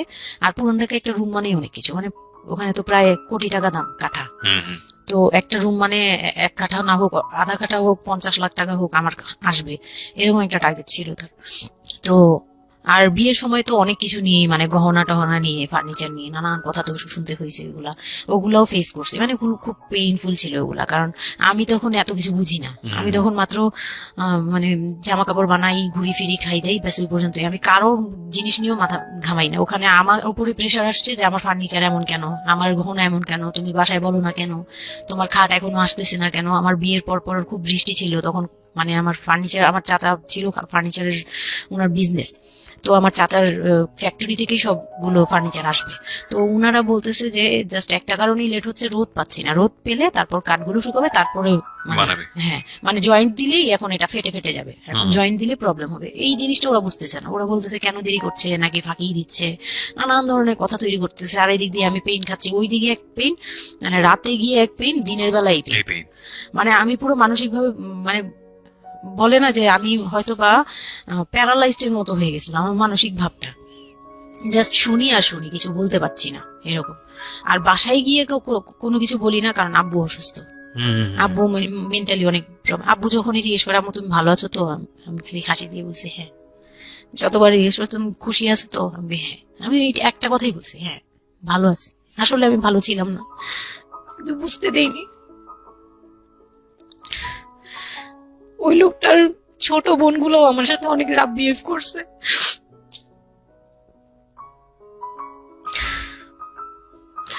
তো অনেক রুডলি আচরণ করেছে। আর উনার যে ছোট ভাইটা ছিল, মানে আমার যে মেজো ভাই যেটা আর কি, ওনার আগে যেটা বিয়ে করেছে, তো ওনার ওয়াইফ ছিল আমার অনেক বছরের বড়, কারণ তাদের বিয়ে হয়েছিল 12 বছর আগে। আমার বিয়ের 12 বছর আগে তার বিয়ে হয়েছিল। আমি যখন বাড়িতে বেড়াতে আসতাম তখন মানে ভাবি রাতে খাওয়া দাওয়া এরকম, আমি ভাবি বলেই ডাকতাম, কিন্তু সম্পর্কে আমি বড় যা। কিন্তু উনার প্রায় উনাকে আমাকে একসাথে কোথাও দেখলে কেউ বলতো যে তোমার মেয়েটা, মানে এভাবে বলতো। তো ওই দিক থেকে উনার একটু, এটা জেলাসি বলবো না, এটা হয় আসলে, এটা নর্মাল একটা ব্যাপার। কারণ একটা উনি অনেক এইজ হয়ে গেছিল, উনি নিজের জায়গা থেকে নিজেকে একটু দুর্বল মনে করতো। আমাকে এমনিতে সাপোর্টও দিত, আবার অনেক সময় দেখে কিন্তু পেইনও দিত, অনেক পেইন দিত। কিন্তু আমি ওই সময়টাতে কেন জানি আমি ছোট থেকে এই জিনিসগুলো বুঝতে চেষ্টা করি যে কেউ আমাকে কেন জেলাসি করছে, কারণ তার মধ্যে কোনো দুর্বলতা আছে, আমার ওইটার জন্য মায়া হয়। আমার কখনো এইটা মনে হয় না যে সে কেন জেলাসি করবে, আমি তার সাথে এখন কোচাকুচি করবো, মানে এই টাইপের মেন্টালিটি আসে না আমার। কেন জানি মনে হয় এই জায়গাটা যদি শুধরানো যেত, তাকে যদি একটু বোঝানো যেত আমি তাকে খুব ভালোবাসি বা আমি তাকে কিছু হেল্প করতে চাই, এরকম মনে হতো। তো ওই দিক থেকে আমি কিচ্ছু বলতাম না, কিন্তু সে আমাকে খুব পেইন দিত, কথাবার্তা এটা সেটা। উনি অনেক সিনিয়র পার্সন ছিল, তো কোনো গেস্ট আসলে আমাকে কিভাবে ছোট করবে, কিভাবে আমাকে অপমান করা যায়, কিভাবে কি দিয়ে, এগুলো নিয়ে সবসময় ইয়ে করতো। ওই দিকগুলো খুব পেইনফুল ছিল। তো ওগুলো যখন শেষ করলাম, মানে আমার যাকে বলতাম মাঝে মাঝে দুই একটা কথা, এগুলো নিয়ে সে আবার মানে মানে এখানে সেখানে বলে আরো ব্যাপারটাকে বড় বানাতো। তো আমি তখন বুঝতাম না, এখন বুঝি। তো এর মাঝখানে হলো কি, আমি প্রেগনেন্ট হলাম। বিয়ের ও কয় মাস না পরে না, ঘটনা? বিয়ের 1.5 মাস পরে আমি হচ্ছে কক্সবাজার যাব। আচ্ছা।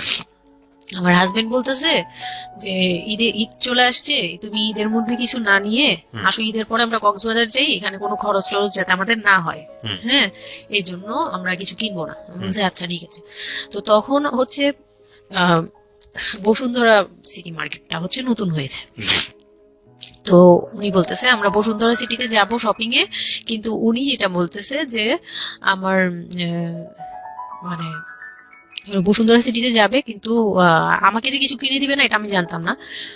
তো ওনার সাথে আমি গেলাম, প্রায় 20,000 থেকে 25,000 টাকা শপিং করলো। ওগুলা হচ্ছে সব ওনার বোন জামাই, বোনের বাচ্চা কাচ্চা, মানে ফ্যামিলির জন্য আর কি, ভাই বোন। আমিও পছন্দ করে করে কিনলাম সবার জন্যই যা যা লাগে।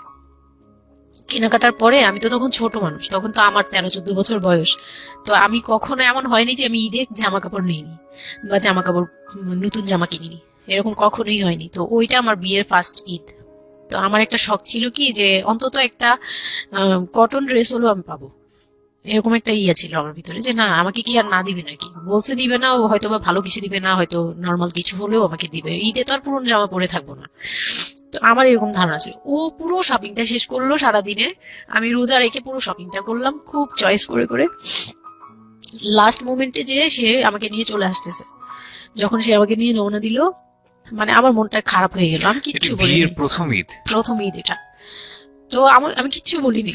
সাচ এ ইডিয়ট, মানে নাথিং টু সে, মানে স্পিচলেস টোটালি। হ্যাঁ, পরে উনি কিচ্ছু কিনে দিল না আমাকে, তখন আমি না, মনটা খারাপ হলো আমার, কারণ স্বাভাবিক এটা। আমার এখনকার বয়স হলে হয়তো হাইড করতে পারতাম, আমি এখনো পারি না। সত্যি কথা বলতে আমি কখনোই নিজেকে হাইড করতে পারিনি, এখন তো তখন তো আরো পারতাম না। ওকে, আমরা যেখানটায় ছিলাম। তো উনি আমাকে করলো কি যে আসার সময় বলতেছে যে একবারে নিচে, তখন বলতেছে তোমার কি মন খারাপ? আমি বলছি যে না, আমি তো কিছু নেই নাই, ঈদের দিন কি পরবো? তো বলতেছে তোমার তো অনেক ড্রেস নিয়ে আসছো, ওগুলা থেকেই পরো, ওগুলাই তো এখনো পুরোনো হয়নি, এখন দরকার কি আছে কেনার?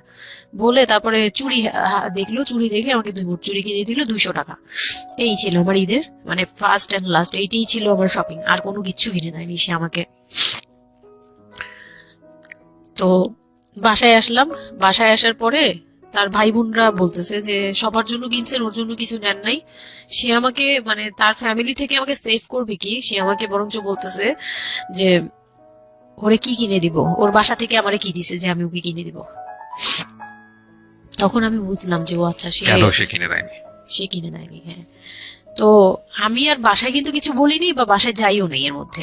বাসা থেকে আসলে সামর্থ্য কি ছিল আপনার ফ্যামিলিকে মানে কিনে দেওয়া হয়েছিল কি ঈদের প্রথম দিন জামাইকে কিছু কিনে দেওয়া বা এরকম কোনো কিছু? হ্যাঁ, এটা করেছিল চান রাতে, একবারে লাস্টের দিকে। লাস্টের আর দিকে, আপনাদের শপিংটা হয়েছে তার আগে? তার আগে। তো সে এটা বলে ফেললো প্রায় 20 রোজার পরে এই ঘটনা আর কি। তো একবারে চাঁদ রাতের দিন আমার ভাই আর কি একটা পাঞ্জাবি গিফট করলো তাকে, আর সে আমাকে আর কিছুই দিল না। হ্যাঁ, সে ভাবতেছে যে আমি বুঝি বাসায় জানানোর পরে তখন এটা করছে। হ্যাঁ, তখন গিয়ে আরো খেপে গেল যে আমি নাকি বাসায় জানাইছি, তাকে ছোট করলাম এই জন্য। কিন্তু আসলে মানে সত্যি কথা বলতে যে আমি কিছুই বলি নাই, আমার মুখ দিয়ে তখন কথাই আসতো না, আমি ম্যানেজ কি করব, আমার তো কিছুই মাথায় থাকতো না তখন। তখন আমি তো পুরো মেন্টালি একটা ইয়েতে ছিলাম। তো আমার এমনও মনে হয়েছিল তখন, মানে ওই মাসখানিক যে সে আমাকে ওই ফিজিক্যাল টর্চার গুলো করতো, তখন আমার এমনও মনে হয়েছিল যে আমি এক কাজ করি, বের হয়ে কোথাও চলে যাই, মানে অজানার উদ্দেশ্যে কোথাও চলে যাই। যদি আব্বুর এই অবস্থা না থাকতো হয়তো আমি করতাম এটা। সত্যি কথা বলতে একমাত্র আব্বুর কথাটা যখন মনে আসছে, চোখে ভাসছে যে আমার আব্বু তো মরে যাবে, তখন গিয়ে আর এটা করতে পারিনি, নয়তো ঠিকই আমি বের হয়ে যেতাম। তো ঈদ আসলো, ঈদের পরের দিন কক্সবাজারের উদ্দেশ্যে রওনা দিল। আর তার একটা অভ্যাস ছিল যে মানে সে কিছু দিলে বা করলে বা আমার জন্য যদি সে 2টা টাকাও খরচ করতো, এটা খুব হাইলাইট করতো, সবার সামনে তুলে ধরার জন্য চেষ্টা করতো। ওই কক্সবাজার যাবে, সে খুব মানে ঢোল পিটাচ্ছে যে আমাকে নিয়ে কক্সবাজার যাচ্ছে, কিন্তু শপিং করে দেয়নি, এটা আবার হাইড করতেছে। আচ্ছা, যাই হোক, ওই সব বলতে গেলে শপিং এর টাকা সেভ করে আমাকে কক্সবাজার নিয়ে যাচ্ছে। তো গেলাম কক্সবাজারে, সেখানে গিয়ে আরেক ধাক্কা খেলাম, যে কক্সবাজার যাওয়ার পরে প্রথম রাত মোটামুটি ভালো ছিলাম, পরের দিন সকালে সে আমার সাথে মানে এমন ভাবে মানে ফিজিক্যাল রিলেশন করতে চেয়েছে যেটা সম্পর্কে আমি অবগত ছিলাম না, মানে আমি জানতাম না যে এরকম কিছুও হয়। তো এক সময় সে আমার হাত পা জোরাজোরি করে ধরে, মানে প্রায় হাত পা বাঁধার মতো জোরাজোরি করে সে আমার সাথে ওই রকম কিছু করতে চায়। তখন আমার মানে আমি খুব বাধা দেওয়ার পরে বা চিল্লাচিল্লি করার পরে সে আমার গায়েও হাত তোলে, 2-3টা চড় থাপ্পড় দেয়। আপনাদের মধ্যে সম্পর্কের জায়গাটা কি আপনি তখনও কি ওনাকে আপনি করে বলতেন? হ্যাঁ, আমি এখনো স্টিল নাও। তার মানে বিষয়টা এরকম হয়ে গেছে যে ওই দূরত্বটা বিয়ের পরে ছিল, এবং সেই দূরত্ব থাকা অবস্থায় ও এই জিনিসগুলো প্র্যাকটিস করে যাচ্ছে ওর মতো করে, হ্যাঁ এবং সেখানে যখন ও সাকসেসফুল হতে না পারছে তখন সে আপনার গায়ে হাত তুলছে, তাই তো? হ্যাঁ, সেটাই। হ্যাঁ, তারপর? আর সবচেয়ে বড় কথা হচ্ছে সে তার জায়গাটা, সে তার চাওয়াগুলো সব পূরণ করতেছে, বাট আমার দিকটা দেখছে না। এবং সে যে শুধু আমার না, মানে সে মানুষটাই এমন, আগে বুঝি নেই, পরে অনেক ধীরে ধীরে গিয়ে পরে হ্যাঁ, বুঝতে পরে পারছেন বুঝতে পেরেছি যে উনি সম্পূর্ণ মানুষটাই। সেলফ সেন্টার, মানে নিজে যেটা একদম অধিকার self- সেটা সে আদায় করে নিবে, তার বাকিগুলো নিয়ে তার কোনো কে মাথা কি ব্যথা হচ্ছে বা কার কি হচ্ছে Okay, এটা fine. দেখার বিষয় না, Okay, এটাই তারপর? মেন্টালিটি। তো এইগুলো করার পরে আমার মানে খুব পেইন হলো, আমার খুব কষ্ট হলো যে আমি কবে আবার ঢাকায় যাব, কবে ঢাকায় যাব, একটা পেইন। ওটা কি জীবনে প্রথম কক্সবাজার যাওয়া? হ্যাঁ, ওইটা আমার লাইফে ফার্স্ট। চিন্তা করে দেখুন, এটা এক ধরনের হানিমুনি বলা চলে ওদের জন্য। হানিমুনই করা হয়েছিল, কিন্তু এটা আমার জন্য হানিমুন ছিল না, অন্য কিছুই ছিল, আচ্ছা, খুব পেইনফুল ছিল। ওকে। যাই হোক, আমি খুব ভয়ে ভয়ে ছিলাম যে এখানে আমাকে মেরে ফেললেও কেউ জানবে না, এরকম একটা ফিল ছিল আমার ভিতরে। একটা জিনিস চিন্তা করতে পারেন, প্রত্যেকটা মোমেন্ট একটা মানুষ একটা মেয়ের সাথে, একটা ছেলের সঙ্গে বসবাস করছে একটা মেয়ে, এবং তাদের স্পেশাল মোমেন্টস গুলো তার জন্য ভীতির কারণ। সে হয়তোবা তখন এরকম মানে চিন্তা করছে যে এই স্পেশাল মোমেন্টটা যেন না আসে, ওর সঙ্গে স্পেশাল টাইমটা যেন আমি না হয়, রাত যেন না হয়। বিষয়গুলো তো এরকমই ছিল, কারণ ওর জন্য কিন্তু এগুলো অনেক ভয়ানক রকমের টর্চার। হ্যাঁ, তারপর আর আমার সাথে যারা ছিল, মানে ফ্যামিলি তো দুইটা গিয়েছি আমরা, মানে আমার হাজবেন্ড আমাকে নিয়ে গেছে, আর হচ্ছে আমার চাচাতো বোনের রিসেন্ট বিয়ে হয়েছিল, চাচাতো বোনের হাজবেন্ড আর চাচাতো বোন, ওরা দুজন গিয়েছে। কিন্তু ওরা ওদের মতো ছিল, আমরা আমাদের মতো ছিলাম, এরকম আর কি। তো ওইভাবে আর আমাদের সাথে বিয়ে করা হয়নি যে একদম সব বিষয়ে ডিটেলস বলা। আর আমার চাচাতো বোন আমার অনেক বড় ছিল, যার কারণে আমি আপুকে বলতাম না, লজ্জা পেতাম। তো ওই দিক থেকে 3 দিন পরে 4 দিনের দিন আমি খুব জেদাজেদি করে, মানে কান্নাকাটি করে চলে আসবো করতেছি, কিন্তু আমাকে কেউ আর জিজ্ঞেস করতেছে না যে কেন। মানে আমার বোন জামাই ওই বিষয়টা খেয়াল করেনি, আমার বোনও খেয়াল করেনি যে আমি কেন বারবার চলে আসতে যাচ্ছি। হ্যাঁ, এত সুন্দর একটা ওয়েদার, ওরা তো খুব এনজয় করছিল হয়তো বা, মানে আমি তাদের এনজয়মেন্টে বাধা দিলাম, এরকম আর কি। তো খুব কান্নাকাটি করে ওই রাতেই আমি চলে আসবো, আমি বলছি তোমরা সবাই থাকো, আমি চলে যাই, মানে এইভাবে কান্নাকাটি করছে। আমি থাকবোই না, আমি আর একটা রাত এখানে থাকবো না। আমার কাছে মনে হচ্ছে তাও এলাকার ভিতরে তো থাকবো, যাই হোক, কিন্তু এখন তো আমি বাইরে আছি, অনেক দূরে। আমার কাছে এরকম মনে হচ্ছিল যে আমি যদি মরে যাই, আমি যদি যে কোনো সময় মারা যাবো, এরকম মনে হচ্ছিল। তো আমি ওই সময় বলাতে ওরা সবাই মিলে চলে আসছে, সবার মন খারাপ যে আমার জন্য চলে আসতে হলো তাদের। তো ঢাকায় আসলাম, ঢাকায় আসার পরে ঈদের ছুটির শেষে সে তার মতো করে বিজনেস করতেছে, আমি আমার মতো ঘরে ছিলাম। 2-3 মাস গেল, কোরবানি ঈদ আসলো, প্রথম কোরবানি ঈদ। কোরবানি ঈদের সময় যেটা হলো সেটা হচ্ছে আমার মামার বাসা থেকে মাংস, মানে কোরবানি ঈদের যে মাংসটা পাঠায়, পুরান ঢাকার একটা ইয়ে আছে যে নতুন বিয়ে হলে বাবার বাড়ি থেকে রান পাঠানো হয়, একবারে পুরো একটা রান ধরে পাঠিয়ে দেয়, বাবার বাড়ি থেকে মেয়েদের পাঠায়, মানে কোটাকুটি নেই, রানী পাঠিয়ে দিতে হবে একদম আস্ত আস্ত পাঠায়। এটা পুরান ঢাকার রেওয়াজি, একবারে যে কয়টা মেয়ে থাকবে ওই কয়টা রান বাসায় যাবে, মানে ওই রানগুলো কেউ কাটতে পারবে না, একদম আস্ত পা ধরে দিয়ে দিবে একবারে। আচ্ছা আচ্ছা, ইন্টারেস্টিং তো। হ্যাঁ, এটা কিন্তু পুরান ঢাকার একটা রেওয়াজ, এখনো আছে। মানে কোরবানি হলেই সঙ্গে সঙ্গে রানটা যাবে মেয়ের বাসায়, আচ্ছা, মেয়ের বাসায় যেতেই হবে এটা। তো ওইরকম আমার মানে ওরা আশা করছিল যে আমার মামা এরকম করবে, কিন্তু আমার মামা তো প্রায় অনেক বড় গরু দেয়, আর একটা দেয় না, 2টা থেকে 3টা দেয়। তো ওনার নিজেরই আছে 3টা মেয়ে, 3 মেয়ের শ্বশুর বাড়িতে পাঠাতে হয় 3 রান, মানে এখন এক মেয়ের, বড় মেয়ের যে 20 বছর 22 বছর হয়ে গেছে বিয়ের, তারপরও পাঠাচ্ছে, প্রতিনিয়ত পাঠাতে হয়। তো ওই দিক থেকে আমি যদি এখন আরেকটা নেই, তাহলে ওনার কিন্তু আরো কাউকে উকিল দিয়েছে, বা আরো কোনো মেয়ে আছে, মানে আমার উকিল দিয়েছে, আমার খালু দিয়েছে, আরেক খালু, আমার ওই খালা হচ্ছে আমার আম্মুর খালাতো বোন, মামাতো বোন, কিন্তু আমাদের বাসায়, মানে আমার নানু বাড়িতে বড় হয়েছে এদিকে, আমার আম্মুর খুব ক্লোজ। তো ওই খালু খালু আমাকে উকিল দিয়েছে। তো ওই দিন করলো কি যে এই রান পাঠায়নি বলে, সেই রান পাঠায়নি ঠিকই, কিন্তু রানের যে উপরের অংশ মানে বড় একটা পিস আমার বাসায় পাঠানো হয়েছে আমার উদ্দেশ্যে, আর নামটা আমার লিখে দিয়েছে, আমার নাম লেখা এটা পাঠিয়েছে। তো ওই মাংসটা রেখে যখন চলে গেছে না আমার ভাই, তার ছোট বোন, আমি তখন মানে দেখলাম যে মানুষ কতটা হিংস্র হলে পরে এরকম ফেস হয়। আমি তো চুপ করে বসে আছি, আমি কিছুই মাথায় নেই যে এটা নিয়ে যে কি হবে, আমি বুঝিই নেই বিষয়টা। সে মাংসটা ধরে রাস্তায় ফেলে দিছে ঈদের দিন রাস্তায় ফেলে, এই মাংসে কেন ওর নাম লেখা থাকবে? তাহলে এই যে আমরা কি, আমরাও তো ভাগ্নি, মানে আমরাও ভাগ্না ভাগ্নি, আমাদের বাড়িতে আমার মাংস আসছে ওর নাম দিয়ে আসছে, তাহলে রান আসলো না কেন? দোষ হয়ে গেছে, এটা খুব বড় অন্যায় হয়ে গেছে। ভয়ানক। আমি ভয়ানক বলছি এই কারণে যে আমাদের সমাজে কিছু কালচার আছে যেগুলো আসলে মেয়ের বাড়ি থেকে পূরণ করা হয়, ধরে নেওয়া হয়, বা ছেলের বাড়ি থেকেও। সেটা বইয়ে, পাঠ্য তো থাকে না এগুলা, মানে কালচারে আছে, এগুলো শুনতে ভালো লাগে, কিন্তু প্র্যাকটিসের জায়গা থেকে যদি এটা অত্যাবশ্যকীয় নিয়ম হয়ে যায় কখনো কখনো, যেটা কতটা ভয়ানক পেইনফুল হয়। কান্ট ইউ এভার ইমাজিন যে বাবার সামর্থ্য নাই, তারপরে তাকে চিন্তা করতে হচ্ছে যে আমার মেয়ের বাড়িতে একটা রান পাঠাতে হবে, আমার কোরবানি দেওয়ার সামর্থ্য নাই, এই রান পাঠানোর জন্য আমাকে কোরবানি দিতে হচ্ছে। মানে আমাদের এই ব্যাড প্র্যাকটিস গুলা কতটা ভয়ানক হয়ে গেছে আমাদের সমাজে, এবং ইনফ্যাক্ট এগুলো নিয়ে কেউ কখনো কথা বলে না। এগুলো নিয়ে কথা বলা উচিত। একটা মানুষ, একটা সোসাইটি চেঞ্জ হবে কিভাবে, একটা মানে পুরো কমিউনিটি চেঞ্জ হবে কিভাবে, একটা রাষ্ট্র চেঞ্জ হবে কিভাবে, এই ছোট ছোট ছোট ছোট, আমরা তো সব জায়গাতেই পয়জনাস।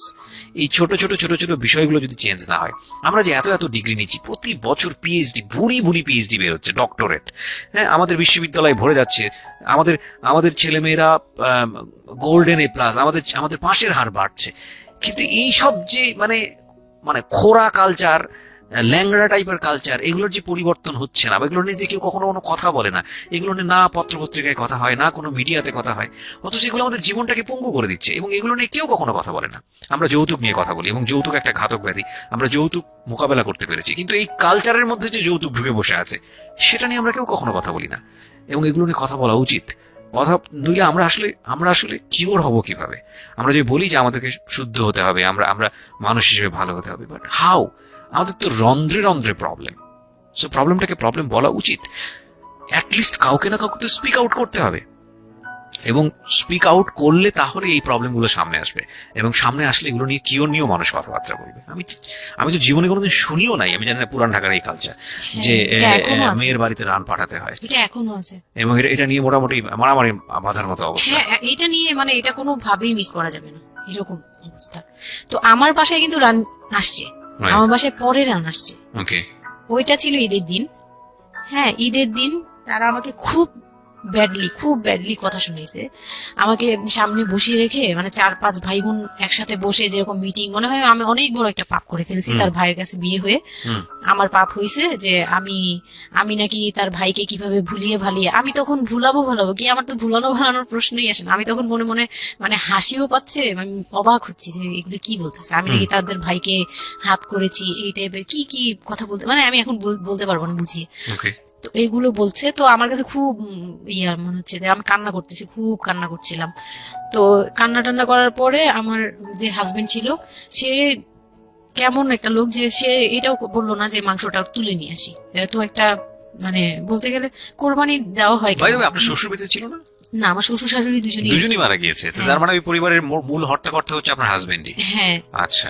তো তখন সে ওই মাংসটা নিয়ে আসলো না, ভাই বোন ফেলে দিছে, সেও তাদের সাথে তাল মিলাচ্ছে, কিন্তু আবার আমাকে সরাসরি কিছু বলছে না। কুকুর কামানোর কথা, কারণ পুরান ঢাকায় তো কুকুরের অভাব নেই রাস্তাঘাটে, আমি যেটা দেখি। না, ওইগুলির ভিতরে নাই, ছিল না, ওইগুলিতে ছিল না, থাকলে হয়তো। আর এগুলো বললো তো আপনাদের যে কালচারটা, সেটা হচ্ছে পুরান ঢাকায় একটা জিনিস খুব ভালো লাগে, একটা ফ্যামিলির খবর আর একটা ফ্যামিলি জানে, যে এই ফ্যামিলির পরিবারে কি হচ্ছে, এই পরিবারে কি হচ্ছে। আশপাশে তো খুব মানে ওরা তো খুব লাগানো বাড়ি ঘর, তো সবাই শুনে, এক দেয়াল দুই বাড়ি। তার মানে এগুলো নিয়ে কত কানাঘুষো তো হচ্ছিল নিশ্চয়ই। পুরো এলাকা, আমি যে কি পরিমাণ মানে লজ্জা, মানে অনুতাপ, আমাকে মানে এমন বানিয়ে ফেলছে যে আমি ওই বাড়িতে শুধু ক্লাস 9-এ পড়ো একটা মেয়ে, যেখানে তার মানে রঙিন স্বপ্ন নিয়ে ডানা মেলে বাঁচার কথা, এবং ঢাকাতে বড় হয় একটা মেয়ে। ক্যান্ট ইউ এভার ইমাজিন সেই মেয়েটার যে মেয়েটার ঈদের সময় আমরা সাধারণত দেখি যে সকালে একটা ড্রেস পরবে, দুপুরে একটা পরবে, রাতে একটা পরবে, বান্ধবীদের সঙ্গে ঘুরে বেড়াবে, এবং মানে পাংখা যেটাকে বলে ওইরকম একটা এজ, সেই সময়টাতে তার মাংস নিয়ে টানাটানি শুরু হয়েছে, এবং তার বাড়িতে মাংস আসলো কিনা সেটা নিয়ে টানাটানি শুরু হয়েছে, এবং সে মহল্লায় বেরোতে পারছে না নিজের মুখ, এবং এভরি নাইট তার উপর ফিজিক্যাল টর্চার। এবং ক্যান ইউ এভার ইমাজিন যে আমাদের সমাজে মেয়েরা, নারীরা কতটা সহ্য করে? কেউ কেউ সুবিধাভোগী অফকোর্স, কিন্তু ম্যাক্সিমাম ফেসটাই হয়তো বা এরকম। এবং এই জন্য নারী নির্যাতন বলে যে শব্দটা না, আসলে এটার যে ব্যাপ্তি, মানে এটার যে কতটা ভায়োলেটিভ হতে পারে, এটার ভেতরে না ঢুকলে আসলে বোঝা যায় না। তারপর কি হলো? তারপর ওই ওই দিন গেল, ওই দিন ওই মাংসটা আমার ওই যে মেঝো দেবর যে, উনি আবার একটু অন্যরকম ছিল। উনি পড়ালেখা করেনি, উনি খুব রাফলি কথা বলতো, উনি জুতার ব্যবসা করতো। তো এমনিতে মেন্টালিটির দিক থেকে বলতে গেলে অনেকে থাকে না যে পড়ালেখা না করেও শিক্ষিত, অনেকে এরকম থাকে, কিন্তু মানে সে পুরোপুরি মানে শুদ্ধ ভাষায় কথা বলতে পারে না যে একটা লোক, মানে খুব ঢাকাইয়া ভাষায় পুরোপুরি গালাগালি, বলতে গেলে প্রত্যেকটা কথার আগে পিছনে একটা করে গালি থাকে এরকম। কিন্তু তারপরেও না তার মেন্টালিটি আমার ভালো লাগতো। ইভেন নাও আমি এখনো চিন্তা করি যে আমার ওই ভাইয়া অনেক ভালো, হ্যাঁ, ওই দিক থেকে। তো উনি আসছে, উনি এসে এরকম দেখছে, দেখে বাসায় মাংসটা নিয়ে এসে রেখে তারপর খুব গালাগালি করে খুব বাজে ভাবে ভাই বোনদের বললো যে তোরা আসলে মানুষই না, তোরা মানুষ হইলে এই ধরনের এই এই সিচুয়েশনটা ক্রিয়েট করতি না। মানে উনি ওনার মতো করে বলছে গালাগালি করে যে এইরকম মানুষ করে, তোরা কি ছোট লোক, জীবনে কি কখনো এগুলি দেখোস নাই, বা এগুলো কি কখনো খাস নাই, বা এখনো কি পাস না, এরকম করার কি আছে, ওর বাসা থেকে আসলে খাবি, এরকম মানে এইভাবে খুব বাজে বাজে দুই চারটা কথা বলছে। তারপর তারা গিয়ে ঠান্ডা হয়েছে, আর আমার বলতেছে তুমি এখানে বসে বসে ওদের দৃশ্য দেখতেছো কেন, তুমি উপরে যাও। তখন তার বউর আবার একটু জেলাস হলো যে আমার প্রতি তার কেন এতটা মানে ওই দিক থেকে আবার মানে ওইটা ওইভাবে দেখলো না যে ভাই হিসেবে বোনকে সেভ করলো, এরকম না। আমি কিন্তু এইভাবে নিয়েছি যে মনে হচ্ছিল যে আমার বড় ভাই, এটা এটা ওদের ভাই না, আমারই বড় ভাই, আমাকে সেভ করলো। আমার কাছে এত ভালো লাগছে, আমি কিছু হলেই বলতাম ভাইয়ারে, যে বলতাম ভাইয়া দেখেন না আমার সাথে এটা এটা বলতেছে, সাথে সাথে নেমে এই কে ওরে গালাগালি করছে, উনি তো গালাগালি শুরু করে দেয়। আর উনারে সবাই ভয় পেত, মানে আমার হাজবেন্ড ভাই বোনের সাথে তাল মিলাতো, আর উনি ছিল একটু ডিফারেন্ট। কিছু হলেই উনি বাসায় আসার অপেক্ষায় থাকতো, উনি আসলে উনারে বলবো। একদম সিঁড়ি দিয়ে ওঠার সময় নামার সময় ভাইয়া আজকে আমার না এটা বলছে, এই সাথে সাথে ভালো হলি, মানে উনি মোটামুটি আমাকে সেফ রাখতো। আর ছোট যে দেবরটা ছিল ও হচ্ছে একদম কোনো কথাই বলে না, চুপচাপ, ইয়েস নো কিছুই বলে না, চুপচাপ। সে আবার ছিল স্কুল টিচার, মানে ওই পুরো ফ্যামিলিতে ওই এডুকেটেড ছিল, মাস্টার্স কমপ্লিট করা আর কি। ও একটা খুব ভালো সাইড বেছে নিয়েছে যে কথা বলে এখানে লাভ হবে না। না, হ্যাঁ, সে একদম চুপ, একদম চুপ, নিরপেক্ষ। কারণ তাদের সাথে বলতে গেলে ভাই বোনের সাথে দ্বন্দ্ব হবে, আমার সাপোর্টে যেতে গেলে একটা বাজে কিছু ক্রিয়েট হবে, আবার আমাকে বকা দিতে গেলে এটা অন্যায় হবে, সে ওটা বুঝতো। মানে আমি যা সবকিছু মিলে যেটা দেখলাম যে এটার জন্যই সে চুপচাপ থাকতো। তো মানে উকিল মা যে ছিলেন আমার খালা, উনি কোরবানি দিয়ে পরের দিন রান পাঠাইছে। পরে এই রান পাঠানোর পরে আমার ওই যে মেজো দেবর যে ছিলেন, তিনি তা আরেকটা দিল, মানে আরেক ধোলাই দিল সবাইকে, ছোট লোক।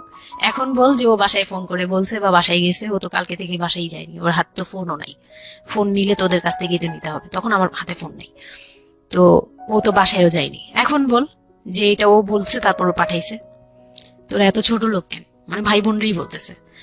তো ওরা তো আর কিছু, হ্যাঁ এটা পাঠানো তো এটা উচিতই, এটা ওদের উচিত, এই সেই, এটা তেমন কিছু না। মানে সে তারা তারপরও ছোট হচ্ছে না, তারা মনে করতেছে এটাই করা উচিত ছিল, এটা না করলে আরেকটা কথা শুনাইতাম, এরকম বলতেছে উল্টা। তো ওইগুলো করার পরে আমিও আর গুলা মাথা থেকে ফেলে দিলাম, ভাইয়াও বলে টলে চলে গেল। আর আমার হাজবেন্ড যে ছিল সেও খুব খুশি, সে মানে আমার বাসা থেকে পাঠাইছে এই সেই। তো বিয়ের 4 মাস পরে মেইন পার্ট যেটা, যে আমি কনসেপ্ট করি, তখন আমি বুঝতে পারি না কনসেপ্ট করার 13-14 বছর বয়সে। হ্যাঁ, তখন আমি স্কুল যাতায়াত করতাম, রেগুলার না, আচ্ছা, মাঝে মাঝে রেগুলার, মানে মাঝে মাঝে বলতে আমি চাচ্ছিলাম কি পড়াটা রানিং থাকুক, এক্সাম গুলো দিব আর বাসায় থাকবো। আর বাসা থেকে যখন স্কুল ড্রেস পরে বেরোতাম আমাকে সবাই মিলে কি যে বলতো, মানে বলার মতো না, এগুলো অকথ্য ভাষা বলতে গেলে, যে মানে নোংরা কথা বলতো। তো যাই হোক, ওগুলো আমি কানেও নিতাম না, আমি বলতাম না আমি স্কুলে যাব। আর যেহেতু বিয়ের সময় বলছে যে ওরে পড়াশোনা করতে দিব, আমার হাজবেন্ড এগুলো বলছে, ও না ও স্কুলে যাবে আসবে সবই করবে। পরে গিয়ে বলে কি তুমি বাড়ির বড় বউ, তুমি যদি স্কুল ড্রেস পরে স্কুলে যাও কেমন দেখা যায়, আমি তো বোরকা পরতাম। তো বলে না স্কুলে গিয়ে তো তোমার বোরকাটা খুলতে হয়, অ্যাসেম্বলিতে দাঁড়াও, ওই যে পিটি করো তোমরা, এগুলো তো আশপাশ থেকে দেখা যায়, এলাকার ভিতরে স্কুল। আমার আমার অসম্মান, এটা এটা তার অসম্মান হয়ে উনি যায়। পড়াশোনা করেছেন আপনার হাজবেন্ড? না, উনি ক্লাস 5 পর্যন্ত পড়ে আর পড়াশোনা করেন। রাইট, ওনার জন্য অসম্মানই হবে এটা। আমি ক্লাস 5 পড়ুয়া যারা আছেন বাংলাদেশ, তাদের সবার প্রতি রেসপেক্ট রেখে বলছি, ক্লাস 5 না, এনার ডিগ্রি পাস করা এরকম অনার্স মাস্টার্স পড়ুয়া এরকম অনেক ছেলে মেয়ে আছেন যারা এই ধরনের মানে আজগুবি ল্যাংড়া টাইপ যুক্তি দিয়ে জীবনটাকে চালান। তাদের জন্য এটা আসলে অযুক্তি, কি হবে, কিছু করার নাই। হ্যাঁ, তো আমি তখন চিন্তা করছি যে আমি স্কুলে যাব, তো মাঝে মাঝে করতাম কি একটু করেই মানে ম্যানেজ করে যাওয়ার চেষ্টা করতাম, বিষয়টা যদি এরকম হতে ধরেন, আমি জানি না, প্রথমত যেটা ঠিকই হয়নি, মানে কোনো কিছুই ঠিক হয়নি, শুনছি আর মেজাজ খারাপ হচ্ছে আসলে, মানে কোনো কিছুই ঠিক হয়নি। তারপরও যদি খারাপের মধ্যে ভালোটা চিন্তা করি, যে ঠিক আছে এত কিছু, একটা মানুষের এত খারাপ, একটা দুটো দিক তো ভালো থাকতে পারে না, ওর ওয়াইফকে সে সাথে করে নিয়ে, ঠিক আছে তোমার স্কুলে চলো, আমি তোমাকে পৌঁছে দিয়ে আসি, স্কুলে পৌঁছে দিয়ে আসলো, স্কুল থেকে নিয়ে আসলো। কিছু জিনিস হয়তো ওনার আত্মসম্মানে লাগবে, যেহেতু উনি বেশি দূর পর্যন্ত লেখাপড়া করেনি, উনি উনি কালচারের সাথে অভ্যস্ত না, এতটুকু হলেও তো ও নিজের মনটাকে বুঝতে দিতে পারতো যে না, আমার হাজবেন্ড আমাকে কেয়ার করে। মানে স্টুপিডিটি আর কি, মানে লিমিটলেস স্টুপিডিটি যাকে বলে। হ্যাঁ, তুমি অ্যাসেম্বলিতে দাঁড়াবে, সেখানে তোমার লেখাপড়া বন্ধ, বদমাইশ। তারপর স্কুল বন্ধ করে দিল। না, তখন আমি কনসেপ্ট করি, আমি বুঝতে পারিনি, আমার তখন টেস্ট পরীক্ষা চলছে স্কুলে। তো পরীক্ষা দিতে দিতে আমার মানে শারীরিক পরিবর্তন খেয়াল করলাম, যে আমার বমি লাগতেছে খুব, মানে বইয়ের দিকে তাকাতে পারছি না, খাতার দিকে তাকাতে মানে মাথা কেমন করতেছে। তখন ক্লাস 9-এ। তখন আপনি জানেন না আপনি কনসিভ করেছেন? না, আচ্ছা। তখনও মানে এটা সিমটম ওকে, ফার্স্ট। ওকে। তো এইরকম হওয়ার পরে রাতে 11:30-12টার দিকে আমি না খুব গড়াগড়ি করে কান্না করতেছি, জোরে জোরে, মানে খুব গড়াগড়ি করে জোরে জোরে কান্না করতেছে। আমি আমার মাথায় নেই যে কে কে কে শুনতেছে কে না শুনতেছে এরকম। তো এটা দেখে তার বোন, যেটার বিয়ে হয়ে গেছে, সে আবার ছিল বাসায়। তো সে দেখে বলতেছে, সে আবার মানে খারাপ লাগছে তার কাছে, বলে চলো এক্ষুনি তোমার নিয়ে হসপিটালে যাব। হ্যাঁ, ওর কি হইলো হঠাৎ করে, কি খাইছিলা তুমি, কি উল্টাপাল্টা কিছু খাইছো কিনা, এই সেই। বলছি না, আমার কেন জানি অনেক পেট ব্যথা করতে, আমি পারতেছি না সহ্য করতে, পেট জ্বলতেছে আমার খুব।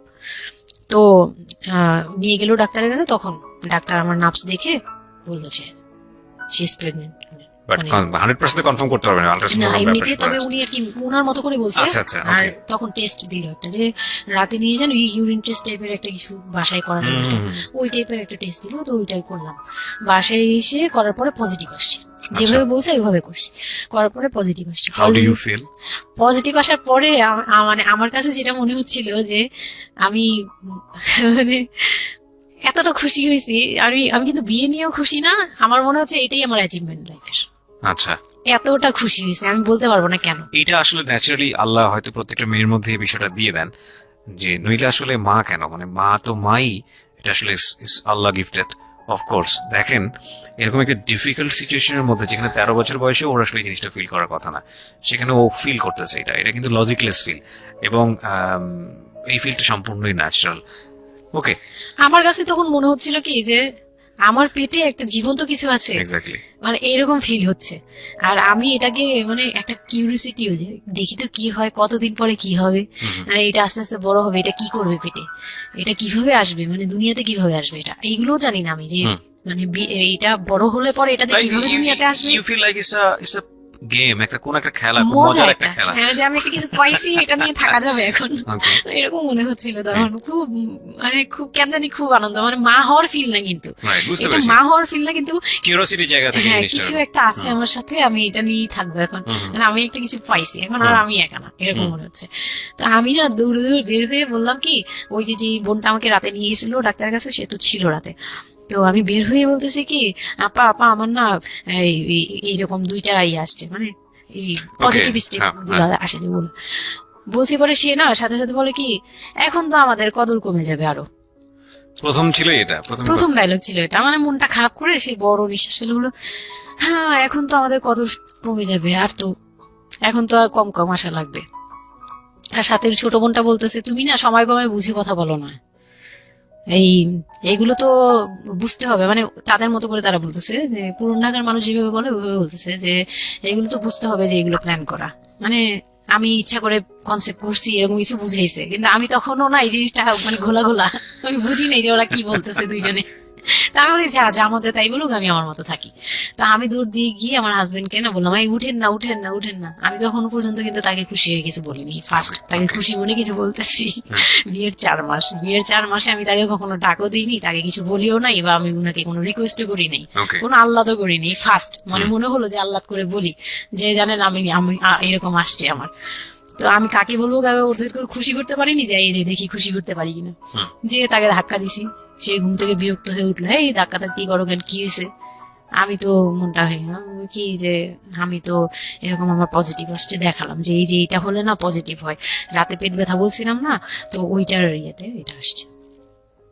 তারপরে না চুপ হয়ে তাকায় আছে, বলে কি এইগুলা কি, আগে এইগুলা কি, মানে বুঝলাম না।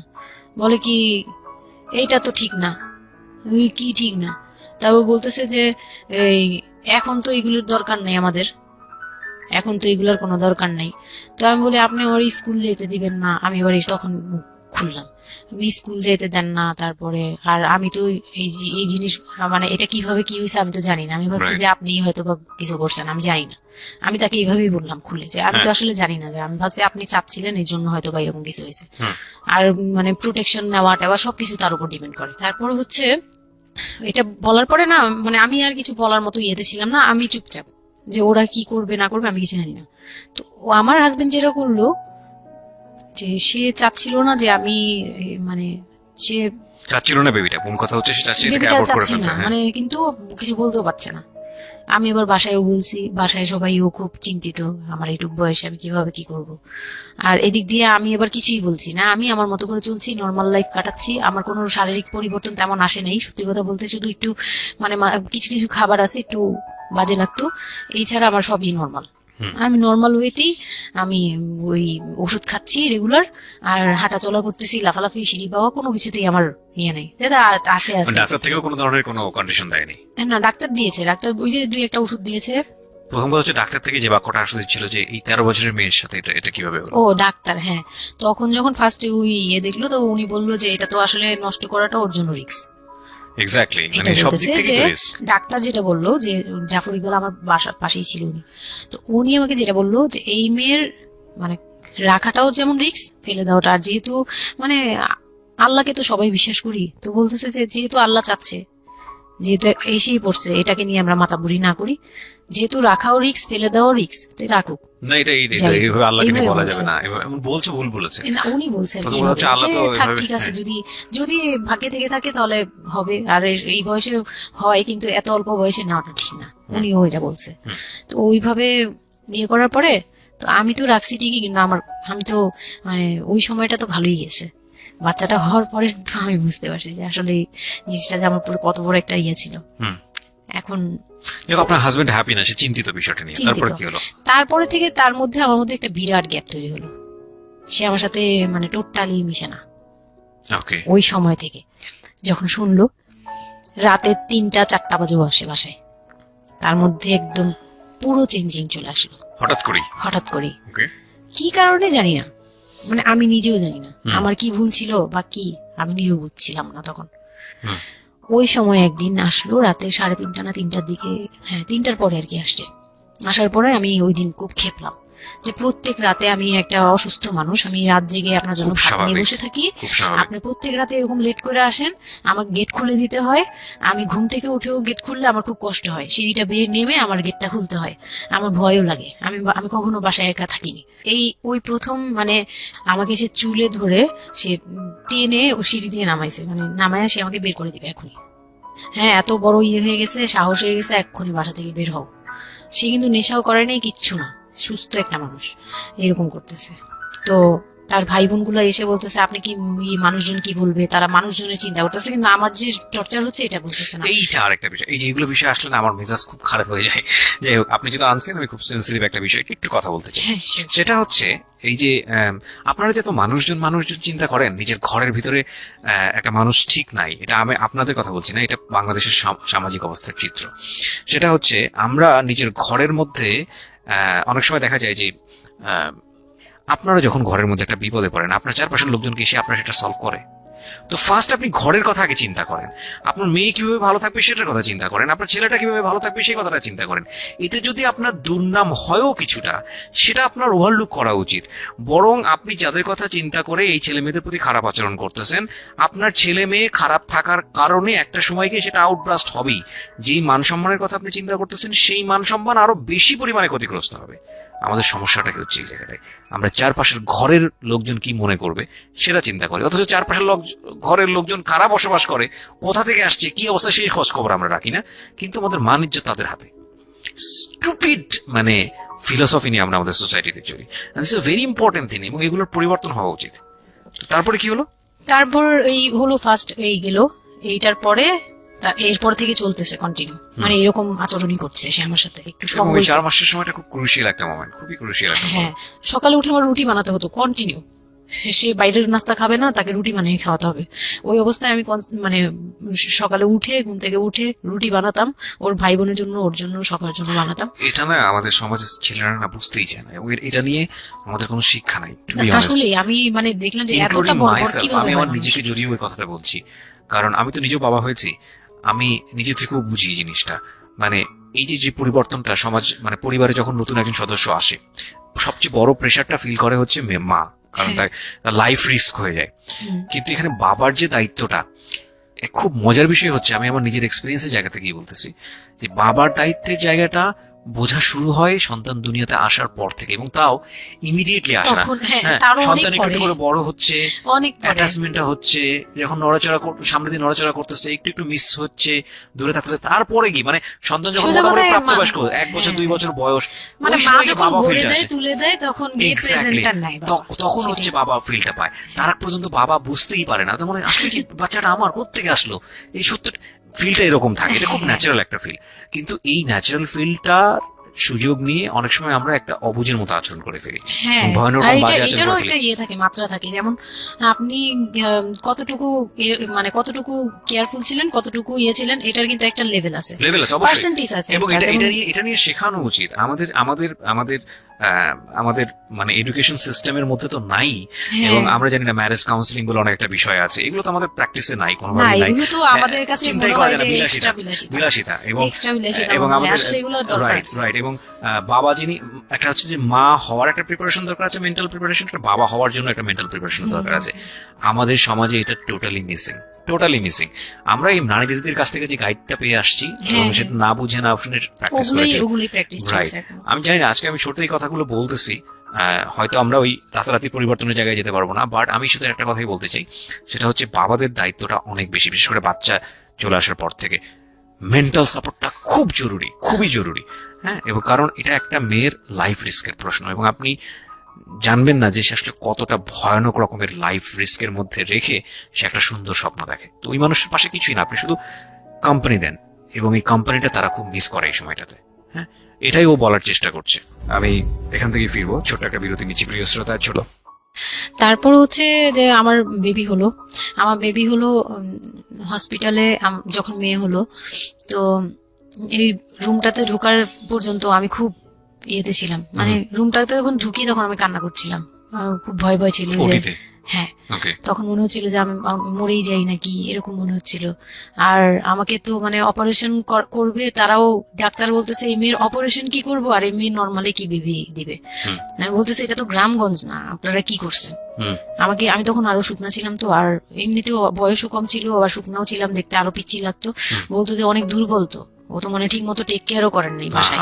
হ্যাঁ, বলতেছে একদম আমার এই হাতের মানে এইগুলো ব্রেন গুলো বুঝে যেত, এইগুলো বোঝা যেত, একদম হাড় গোড় বোঝা যেত। যখন অপারেশন করে, অপারেশনের 12 ঘন্টা পর আমার সেন্স আসে, প্রায় 12 ঘন্টা। মানে আপনার বেবি হয়েছে আপনি জানি না। পরে আমি যখন ঘুম থেকে সিজারিয়ান বেবি, পরের দিন শুধু রাতে একটু টের পাই যে আমি আমার পাশে কেউ মানে ব্রেস্ট ফিড করছে, এইটা ফিল পাইছি। শুধু মুখের দিকে তাকাতে পারিনি, চোখ খুলতে পারিনি, কিন্তু কেউ একজন আমার পাশে শোয়া, মানে আমার হাতের উপরে একটা বাচ্চা শোয়া, এইরূপ ফিল পেয়েছি। আর এরপরে যে চোখ বন্ধ করেছি, একবারে সকালে প্রায় 11টা 12টার দিকে আমার ঘুম ভাঙছে। তখন তাকানোর পরে একটু পুরোপুরি ইয়েতে, তো আমাকে উঠিয়ে নিয়ে আমাকে ইয়েতে ক্যাবিনে দেওয়া হলো। ক্যাবিনে দেওয়ার পরে আমি বাচ্চাকে দেখি, বারবার চিন্তা করি যে এটা আমার মেয়ে, কোত্থেকে আসলো, কোত্থেকে আসলো, কিভাবে আসলো। আমি নিজেকে দেখি best feel ever, believe me guys, এটা জীবনে আর সবার আসা তখন না উচিত। আমার মাথায় এটাও ছিল না যে এটার বাবা কে, এটার ফুপু কে, এটার চাচা, হোয়াট এভার, আমার বাচ্চা এটা। মানে Right. আমার, আমি এখনো স্টিল না, আমার বাচ্চা এখন ক্লাস 8-এ পড়ে। এটা এখনো আমি তাকে বেস্ট গিফট বাচ্চা ফ্রম বলি। আল্লাহ, ইয়া বেস্ট গিফট ফ্রম আল্লাহ। হ্যাঁ, তো ও আর আমি একসাথে আড্ডে মনে হয় কি মানে ফ্রেন্ড আমরা এরকম। পর হচ্ছে ওই বাচ্চাটা হলো, বাচ্চাটা হওয়ার পরে সে খেলে, আমার খুব ভালো লাগে, তাকে নিয়ে আমার সময় ভালো কাটে। আমার আর মানে ওর বাবার কথা মাথায় নেই যে এই লোককে, এই লোক শুধু মানে এনে দিবে ঘরে, আমি রান্না করব খাবো, ব্যাস ওই পর্যন্তই শেষ। এর বাইরে আমার আমার দরকার আর নেই। এনে দরকার নেই, কাউরই দরকার নেই। আমার বাচ্চা নিয়ে আমি পুতুলের মতো খেলি সারাদিন। হুম। ওর বাবা অনেক সময় দেখা গেত, ওর বাবা তো রাতে 2টা-3টায় আসতো, আসার পরে যে খাওয়া দাওয়া করে ঘুমাবে। হুম। তো আমি তো, আমার তো ওই রুম ছাড়া কোনো ওয়ে ছিল না, ওই রুমে আমি হাঁটাহাঁটি করতাম, বাচ্চা কান্না করতো। একদিন এমনও হয়েছে সে আমাকে ঘর থেকে বের করে দিচ্ছে, আমি নাকি ইচ্ছা করে বাচ্চাকে কাঁদাই আর তাকে ঘুমাতে দিই না। ওহো, হ্যাঁ, সে আমাকে বাসা রুম থেকে বের করে দিচ্ছে। Very bad. তো রাতে এত রাতে বাসা থেকে যখন রুম থেকে বের করে দিচ্ছে, আমি সিঁড়িতে সারা রাত, মানে ওদের তো আর বারান্দাও নেই, হাঁটার জায়গা। বাচ্চা কোথায় ছিল? বাচ্চা আমার কোলে, বাচ্চা কোলে নিয়ে সারা বাচ্চা রাত সিঁড়িতে? বাচ্চা তাওয়াল দিয়ে পেঁচানো আমার কোলে, সে কান্না করতেছে, আমি সিঁড়িতে বসে আছি। আর আমি যখন সিঁড়িতে বসছি, আমি জানি না কি কারণে বাচ্চার কান্না অটো থেমে গেছে। রুম থেকে বের হয়েছি না, তো ওর বাবা যে ধমক টমক দিছে, আমি জানি না কি কারণে, হয়তো বা রাতও অনেক হয়ে গেছিল, অনেক কান্নাকাটির পরে হয়তো ও ক্লান্ত হয়ে গেছিল, ও মোটামুটি চুপ হয়ে গেছে সিঁড়িতে, নয়তো পুরো এলাকা জানার কথা এইরকম রাইট, একটা বাচ্চার কান্না তো situation। অনেক দূর থেকে শোনা তো যায়। আমি সিঁড়িতে বসে বসে কান্না করছি সারা রাত, মানে তখন আর অলমোস্ট তখন 4টা বাজে, ও এই ভোর ভেতরে ভোর। ভেতরে ভাবে ঘুমিয়েছে নাক ডেকে? হ্যাঁ, তখন সে ঘুমাচ্ছে, ভিতরে গিয়ে ঘুমাচ্ছে। আমি আর ভয়ে রুমেই যাইনি, মানে কি না কি করবে আবার, এই জন্য রুমেই যাইনি। তো এই কাজটা করার পরে সে আমার মন থেকে আরো উঠে গেছে। আমার যে দেবর ছিল, ওর যে বললাম যে আমাকে খুব ভালোবাসতো উনি, তো উনি আবার এই খুব ভোরে আসতো, জুতার ব্যবসায়ী তো, ওনাদের কারখানা সারা রাত কাজ হতো, প্রত্যেক দিন সকালে 5টা 6টা এইভাবে আসতো। হুম। তো ঘন্টাখানিক পরে উনি যখন চলে আসছে, তখন আমাকে সিঁড়ি দিয়ে ওঠার সময় মানে গেট নক করছে, ওনার ওয়াইফ নামছে উপর থেকে, নেমে বলছে তুমি এখানে কেন? আমি বললাম যে এরকম আপনার ভাই ঘুমাতে পারে না, আমাকে বের করে দিচ্ছে। তো ছি, ছি, ছি, সেও ছি। খুব নর্মাল ভাবে নিল ব্যাপারটা, কিন্তু তার ভাই তো, তার ভাই যখন গেট খুলে দেখলো যে আমি জেগে আছি আর ওটা নিয়ে সিঁড়িতে বসছি, তখন সে গালাগালি করতেছে, শালা আমি, ওনার আবার বিয়ের 12 বছর হয়ে গেছে, কিন্তু বাচ্চা কাচ্চা হয়নি। ও উনি আমার এই দিক থেকে খুব ইয়ে ছিল যে তার খুব ইচ্ছা ছিল একটা বাচ্চার বাবা হবে। ওকে, এই তো আমার কোল থেকে বাচ্চাকে নিয়ে বলতেছে তোমরা আসলে কেউ যোগ্য না, তুমি মা হওয়ার যোগ্য না, ও তো বাপ হওয়ার যোগ্য ছিলই না কোনোদিন, কিন্তু তারপরে তোমাদের ঘরে দিছে। মানে সে গালাগালি করতেছে, না আমি এতদিন ধরে ট্রাই করতেছি, আমি পাচ্ছি না, আর ওরে দিয়ে দিছে, ওর মতো একটা অপদার্থরে দিয়ে দিছে, মানে এরকম করে বলতেছে। তারপরে হচ্ছে এই উপরে গেলাম, উপরে যাওয়ার পরে আমি আমি ওই রুমে গেলাম, ওনারা বলতেছে আচ্ছা তুমি যাও, আমরা ওকে রাখি। ও ঘন্টাখানিক রাখলো, পরে ঘুমানোর পরে আমাকে আবার ডেকে দিয়ে দিছে বাচ্চাকে, যে ও ঘুমালে আমি দিয়ে আসবো, তুমি রুমে ওরে নিয়ে যেও না, ও আবার কান্নাকাটি করলে বড় ভাই রাগারাগি করতে পারে। তো ওইভাবে আমি এবার রুমে গিয়ে ঘুমালাম, পরে ওনারা দিয়ে গেছে। এই গেল একটা রাত। তারপর আমার বাচ্চাটা যখন 3-4 বছর হয়, মানে এইভাবে ও দিন কি পার বাচ্চা হতে কোলে আদর থাকে। করতো? বাচ্চা নিত কোলে নিত? না, বাচ্চা কোলে নিতে পারতো না। ও ছোট থেকে এত বুঝতো, মানে তার বাবা কি কি পছন্দ করতো, কি কি পছন্দ করতো না, ওগুলো করতো না, মানে খুব কেয়ারফুলি, বিউটিফুল। আর এত শান্ত যে তাকে যে এখানে বসে থাকতে বলে সে 2 ঘন্টাও ওইখানেই খেলতে বাহ, থাকবে, বাহ, কিন্তু বাহ, ওখান থেকে নড়বে চড়বে না। তো আমি চিন্তা করে দেখলাম কি আমি ইম্যাচিউর মাদার তো তো হয়তো বা সৃষ্টিকর্তা এর জন্যই আমাকে এরকম একটা ভেবে দিয়েছে যে ওই তোমাকে বুঝুক। ইভেন নাও মানে এখন যে ও এত বড় হয়ে গেছে, তারপরেও আমাকে অনেক কিছু বুঝায়, মানে সে আমার চেয়ে ভালো বুঝে, বাহ, আমি বিউটিফুল, বুঝি। বিউটিফুল, মাশাআল্লাহ। তো যাই হোক, ও যখন 3 বছর হলো, 3 বছর 3.5 বছর, তখনই আমি তাকে স্কুলে দিব। জি, হ্যাঁ। এডিট পার্ট আর 15 মিনিট আছে, আচ্ছা, সো সুইচ করেন, হ্যাঁ, মূল বিষয়গুলো আনেন। তো ওখানে part হচ্ছে close, 3 বছরের কালে আমি ওকে স্কুলে দিলাম। স্কুলে দেওয়ার পরে আমি ওখান থেকে ওরে স্কুলে দিয়ে আমি নিজে ভর্তি হলাম ইয়েতে, ওপেন ইউনিভার্সিটি, মানে বুঝতে পেরেছি, উন্মুক্ততে। উন্মুক্ত বিশ্ববিদ্যালয়, হ্যাঁ। হ্যাঁ, ক্লাস 9-এ ভর্তি হলাম। তো ও পড়াশোনা করে, আমিও করি। বাসায় বা আশপাশের সবাই আমাকে নানান ধরনের কথা বলে যে মা মেয়ে একসাথে স্কুল ব্যাগ নিয়ে যায়, কেমন দেখা যায়। আমি বলছি যা মন চায় তাই দেখা যাক। আমার তখন আমি একটু ডেসপারেট একটু হয়ে respect, গেছিলাম। এটাই বলছিলাম যে এই ধরনের মেয়েরা সাধারণত জীবনের একটা পর্যায়ে গিয়ে মারাত্মক রকমের ডেসপারেট হয়ে যায়। এটা শুধু মেয়েরা বলবো না, মানুষ বলবো আমি। তো আমি নিজে ইংলিশ মিডিয়ামে পড়ছি, তো মানে খুব বেশি বয়সগুলো পার হয়, ভালো লাগে না। তো বাংলা মিডিয়ামে দিলাম, শিশু শ্রেণী থেকে 1-এ উঠে গেল 4 বছর বয়সে। এইভাবে করে সে উঠতেছে, মানে সে খুব ভালো রেজাল্ট করে। আমারও খুব মজা লাগতে লাগলো, আমি তাকে পড়াই, নিজে পড়ি। দুইজন মামে মিলে ওকে স্কুলে দিয়ে দেখা যায় আমি আমার কোচিং এ যাই, আমি আবার কোচিং করা শুরু করলাম। তো সেও খুব মজা পেত যে তোমার ব্যাগ আর আমার ব্যাগ, মানে ওয়েট করতো। খুব মজার একটা সময় ছিল যে দুইজনে টিফিন নিয়ে যাচ্ছি। তো আমরা খুব মজা করে এরকম ক্লাস করতাম। ওর বাবার মাঝখানে একটু জেলাসি হলো, মানে মাঝে মাঝে খুব জেলাসি করতো। তো এইগুলো নিয়ে একটা পর্যায়ে যে বিয়ের প্রায় 6 বছর বা 7 বছর কালে তার বাবা এমন ভাবে একটা লোন করলো, 8 লাখ টাকার একটা লোন করলো। আমি এটা বুঝতে পারিনি, আমি তখন মাত্র এসএসসি পাস। রিপন? হ্যাঁ, 8 লাখ টাকার লোন। 8 লাখ টাকার লোন ব্র্যাক ব্যাংক থেকে। ওকে। 8 লাখ টাকার একটা লোন করলো। আমি তখন জুয়া খেলে একদম কঠিন, তখন সে চরম পর্যায়ে চলে গেছে। বুঝে গেছে যা হওয়ার। বলেন তারপরে? পরে গিয়ে সে কি হলো কি, 8 লাখ টাকার একটা লোন নিবে, এটার জন্য বোর্ড সিগনেচার নাকি লাগে। আমি এটা জানতাম না। বউয়ের সিগনেচার লাগে? হ্যাঁ, বউয়ের সিগনেচার লাগে, মানে গ্রান্টর হিসেবে একটা বিজনেসম্যান, বড় বিজনেসম্যান আর একটা বউর, মানে বড় বিজনেসম্যান বা একটা দোকান বা একটা বাড়ি ইয়ে লাগে। তো কেউ তো রেফারেন্স দিবে না তাকে। তো ওই এক দোকানদার ভাইয়া ছিল, বড় ভাই, মুরব্বি টাইপের, বড় ভাই বলতো উনি।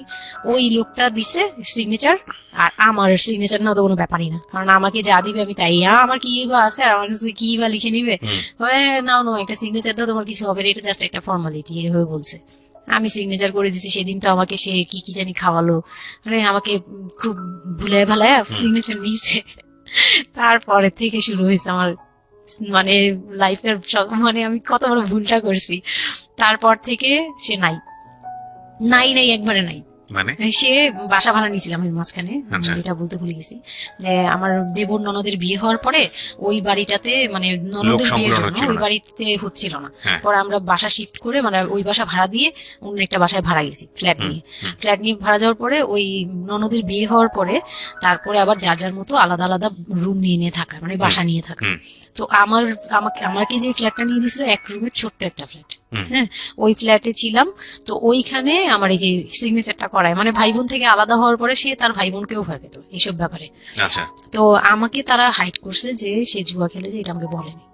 তো আমি একদিন টের পাইছি কিভাবে, যে ঈদের দিন, মানে লাস্ট ঈদ, ওনার সাথে আমার লাস্ট, মানে লোনটা নেওয়ার আগ পর্যন্ত আপনি জানতেন না যে সে জুয়া খেলে?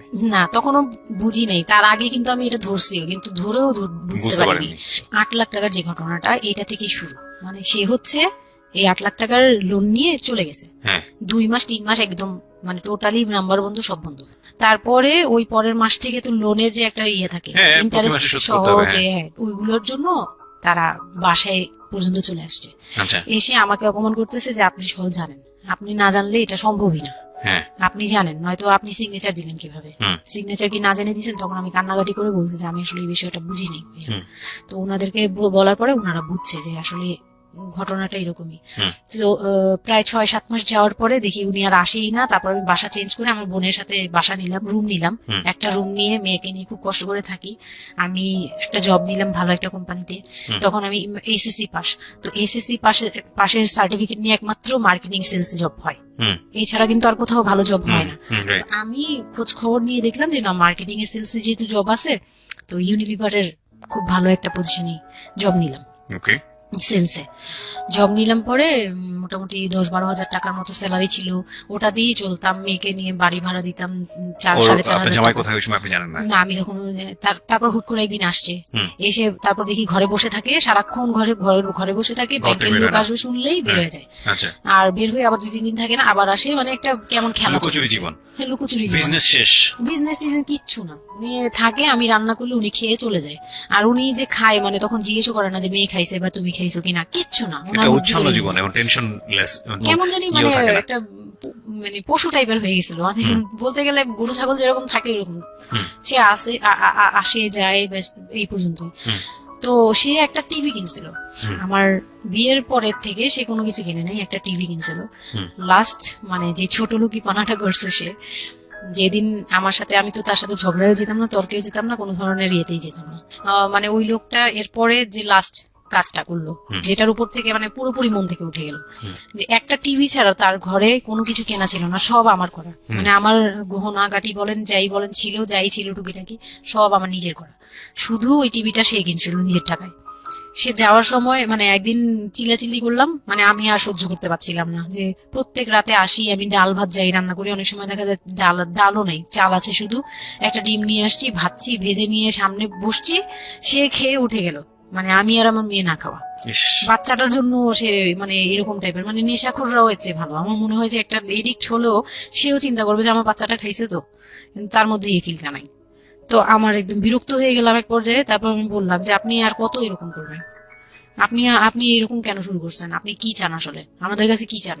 তারপর সে বলতেছে যে আমার বোন আসছে, আমার বোনকে বলতেছে যে আমি নষ্ট হয়ে গেছি, আমি কি করে টাকা আনি, হ্যান ত্যান। বুঝতে পেরেছি, মানে শেষ সম্বল আর কি, যা বলার আর কি। হ্যাঁ, পরে আমি তো আর আমার বোনও খেপছে, আমার বোন জামাইও খুব রাগাল। হ্যাঁ, আপনারা আসলে ওরে ইয়ে করতেছেন, লাই দিচ্ছেন, এই সেই উল্টাপাল্টা কথা বলে টলে সে চলে গেল। চলে যাওয়ার সময় সে টিভিটা হাতে করে নিয়ে গেছে, বিক্রি করে দিবে। হ্যাঁ, আমি আমার জিনিস নিয়ে গেলাম, আমি যা জানিস সেগুলো নিয়ে গেছি। তো আমি সবচেয়ে মানে খারাপ লাগছে জিনিসটা, যে এতটা ছোট লোকের সাথে আমি ছিলাম এতটা বছর। তখন আমার মনে হয়েছে যে এরকম একটা ছোট মনের মানুষের সাথে আমি এত বছর ছিলাম, এটা বলতে লজ্জা হয়। এই যে গেছে সেই লোকটা আর আসে নাই। তো আমার মামা যেটা বললো যে তোমাদের আসলে এইভাবে ঝুলে থাকলে, তখন তো 2 বছরের মতো প্রায় আমরা সেপারেটেড, মানে আলাদা থাকি। সে চলে গেছে 2 বছরের মতো হয়ে গেছে। তো বলতেছে 2 বছর পর এসে এই যে আজকে বললো এই কথা, আবার যে 1 বছর পর এসে আরেকটা ঝামেলা করবে না এমন কোনো কথা নাই। আর আমার মামা তখন আমাকে বলতেছিল তোমাকে আমরা একটা বিয়ে দিব, তোমার এখনো ওই বয়স আছে এই সেই। আমি তো তখন একবারই না আমি বিয়েটি আর করতেই পারবো না, আমার মেয়ে আমি বড় করবো, এটাই আমার টার্গেট। তো তারা বলতেছে আচ্ছা ঠিক আছে, বিয়ে করো বা না করো, তোমার এইটার একটা সাইড করা দরকার। তুমি নিজ থেকে ওর কাছ থেকে এমনিতেও কিছু পাবা না, উনিতেও কিছু পাবা না, তুমি নিজ থেকে একটা ডিসিশনে চলে ওর কাছ থেকে ডিটাচ হওয়া আগে, যাতে ওর তোমার উপর কোনো দায়িত্ব না থাকে, অধিকার না থাকে। তখন গিয়ে মানে যে গার্জিয়ানরা বিয়ে দিয়েছিল তারাই একসাথে বসে আমাকে ডিভোর্সের করে দেয়। হ্যাঁ, ওকে। তো ডিভোর্স করার পর you feel bad for this, like আপনি ডিভোর্স দিয়ে দিচ্ছেন, ও মানুষটার প্রতি কোনো মায়া বা না, বিন্দু মাত্র না। আমার কেন জানি এটা ফিল হয়নি, আমি নিজেও জানি না। সবাই বলে ডিভোর্সের সময়টা নাকি খুব, কিন্তু আমার কাছে মনে হচ্ছিল যে না, এটা একটা ভালো সমাধান। আমার তখন মনে হয় যে আরো আগেই বের হয়ে আসা ছিল। ফাইন, এবার আমার কিছু কোশ্চেন আছে, খুব শর্টকাটে আমি অনুষ্ঠানটা শেষ করবো। তারপরে রিয়েলাইজেশনের জায়গা থেকে আমার যারা লিসনার আছে তারা শুনলেই বুঝতে পারবেন যে আসলে স্টোরিটা কেন আমরা প্রচার করলাম। আপনি তো এখন কোনো না কোনো জব করছেন, আপনার সন্তানের খরচ ভরণ পোষণ আপনিই দেন, এবং আমি জানি যে আপনার একটা স্বপ্ন আছে নিশ্চয়ই, এবং আপনি কোনোভাবেই চাইবেন না যে আপনার মেয়ে, আপনি যে অবস্থাটা ফেস করছেন সেটা আপনার মেয়ে ফেস করুন। এবং আমার কেন জানি মনে হচ্ছে যে আপনাদের গল্পটা শুনে যে আপনার মেয়ে আপনার খুব ভালো একজন বন্ধু, সবকিছু মিলিয়ে। ওকে, সো একটা কথা, সৃষ্টিকর্তা কখনোই কোনো মানুষকে কমপ্লিটলি আনহ্যাপি করে না, কমপ্লিটলি হ্যাপি করে না। হ্যাঁ, আপনার এই কষ্টময় জীবনের মধ্যে আপনাকে আল্লাহ একটা বেস্ট গিফট দিয়ে দিয়েছেন, সেটা হচ্ছে আপনার সন্তান। কিন্তু আমরা যদি একটু অন্যভাবে দেখি গল্পটাকে, যে ঘটনাটা ওর জীবনে ঘটে গেছে, প্রতিনিয়ত ঘটে গেছে, আপনি এই সমাজের জায়গা থেকে যদি আবার চিন্তা করেন, ওর লাইফটা কিন্তু একটা স্পটলেস লাইফ না। ও যখন সেকেন্ড একটা সম্পর্কে যাবে, সেই সম্পর্কটা একটা স্বাভাবিক সম্পর্কের জায়গা থেকে ও চিন্তা করতে পারবে না। এবং ওকে যখন একটা মানুষ নিজের জীবনে নিতে যাবে সম্পর্কের বাইরে এসে, তখন একটা জিনিস চিন্তা করবে যে ওর একটা পাস্ট লাইফ আছে, ওর একটা মেয়ে আছে, মেয়ের বয়স কত বছর চলছে? 12 বছর চলছে। এবং ওর বয়স যেখানে, আপনার কত? 21? আমার না, আমার হচ্ছে 27। সো ওর প্রায় ওর বয়সের অর্ধেক বয়সে 2-3 বছর কম হবে। যাই হোক, তো এই যে ব্যাপারটা, এগুলো খুব ভালো চোখে দেখে না, দেখবে না, খুব স্বাভাবিক। হয়তো কোনো ব্যক্তি মানুষ দেখলেও দেখতে পারে, কিন্তু যখন পরিবারের জায়গা থেকে আসবে এই সম্বন্ধটা, তখন কোনোভাবেই পরিবারের অন্য লোকজন এটাকে কোশ্চেনেবল, মানে কোশ্চেনের জায়গা থেকে এটা ছাড় দেবে না। তাহলে দেখুন, ওর জীবনের বিগার লস কিংবা ওর জীবনের যে একটা ভয়ানক রকমের একটা ক্ষতি, পুরো জীবনের মোড়টাকে অন্যদিকে ঘুরিয়ে দেওয়া। যদি একটা নিউট্রাল জায়গা থেকে আমরা চিন্তা করি, একটা মেয়ে তার জীবনটা আসলে কেমন হওয়া উচিত ছিল সেই জায়গাটা থেকে, তাহলে ওর জীবনটা কোথায় গিয়ে দাঁড়িয়েছে। এবং যদি এভাবেই জীবনটা চলে যায়, তাহলে ওর যে মেয়েটা বড় হচ্ছে, সে মেয়েটা বড় হয়ে একসময় নতুন একটা সংসারে চলে যাবে। যেহেতু সে ছেলে না, সুতরাং তার মার প্রতি দায়িত্বের ব্যাপারটা হয়তো অন্যরকম ভাবে তাকে পালন করতে হবে, সেখানে গিয়ে সে থাকতে পারবে না। তাহলে এই মেয়েটা একসময় বড় হতে হতে হতে হতে হতে এমন একটা জীবনে আসবে যখন বার্ধক্য চলে আসবে, যখন আশেপাশে কেউ থাকার মতো থাকবে না, তখন এই মেয়েটার জীবনটা, মানে সারাটা জীবনের জন্য তাকে একটা অদৃশ্য জেলে পুরে দেয়া হয়েছে। পরিবার তাকে যে বিয়েটা দিয়েছিল অল্প বয়সে, সেটা পারিবারিক এক ধরনের সিদ্ধান্তের জায়গাটা থেকে সবাই মনে করেছিল এতে মঙ্গল হবে, কিন্তু আলটিমেটলি মঙ্গল তো হয়নি। উল্টো যেটা হয়েছে সেটা যদি জানতো আগে থেকে তাহলে কেউ এই মঙ্গলটা করতে চাইতো না। কিন্তু এগুলো কিন্তু একেবারে আমাদের প্রত্যেকটা জায়গা থেকে আমরা কিন্তু সবাই বুঝি যে বয়সের ডিফারেন্স থাকলে কি হতে পারে। ভাই, এটা তো হিন্দি সিরিয়াল না। এখানে একটা অসম বয়সে একটা মেয়ে বা ছেলের বিয়ে হলো, তারপরে দেখা গেল যে স্বাভাবিকভাবে তাদের মধ্যে যেটা হওয়ার কথা সেটা হচ্ছে না, অন্য কিছু হচ্ছে। এই বিষয়গুলো তো আসলে এরকম না। জীবনটা তো আসলে এই ধরনের ড্রামা মেইনটেইন করে না, এটা নাটকের চেয়ে অনেক বেশি নাটকীয়। সুতরাং যারা এই ধরনের কাজ করেন বা কাজ করতে উৎসাহ দেন তাদেরকে আমরা রিকোয়েস্ট করব যে একটা জীবন ধ্বংস করার জন্য এই রকম অনৈতিক সিদ্ধান্ত যথেষ্ট।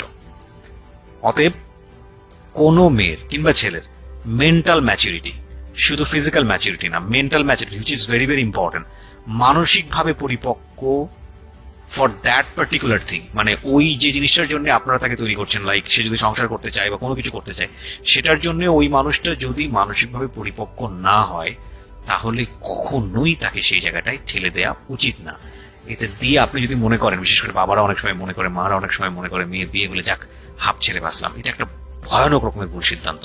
কারণ অপাত্রে যদি মেয়ের যা চায় তাহলে হাফ ছেড়ে বাঁচার আসলে কোনো সুযোগ থাকে না। আমার মনে হয় এই লাইনটার সাথে বাংলাদেশের অনেক বাবা মাই পরিচিত।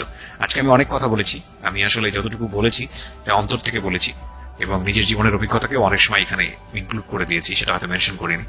আমি সবার প্রতি ক্ষমা চেয়ে নিচ্ছি কারণ আজকে অনেক বেশি ইন্টারাপ্ট করেছি। তবে আমি মনে প্রাণে চাই যে শামীমা আজকের এই জীবন গল্পটা এখানে বললেন, এই শামীমার মতো যারা আছেন তারা জীবনে সুখী হোক, ভালো থাকুক।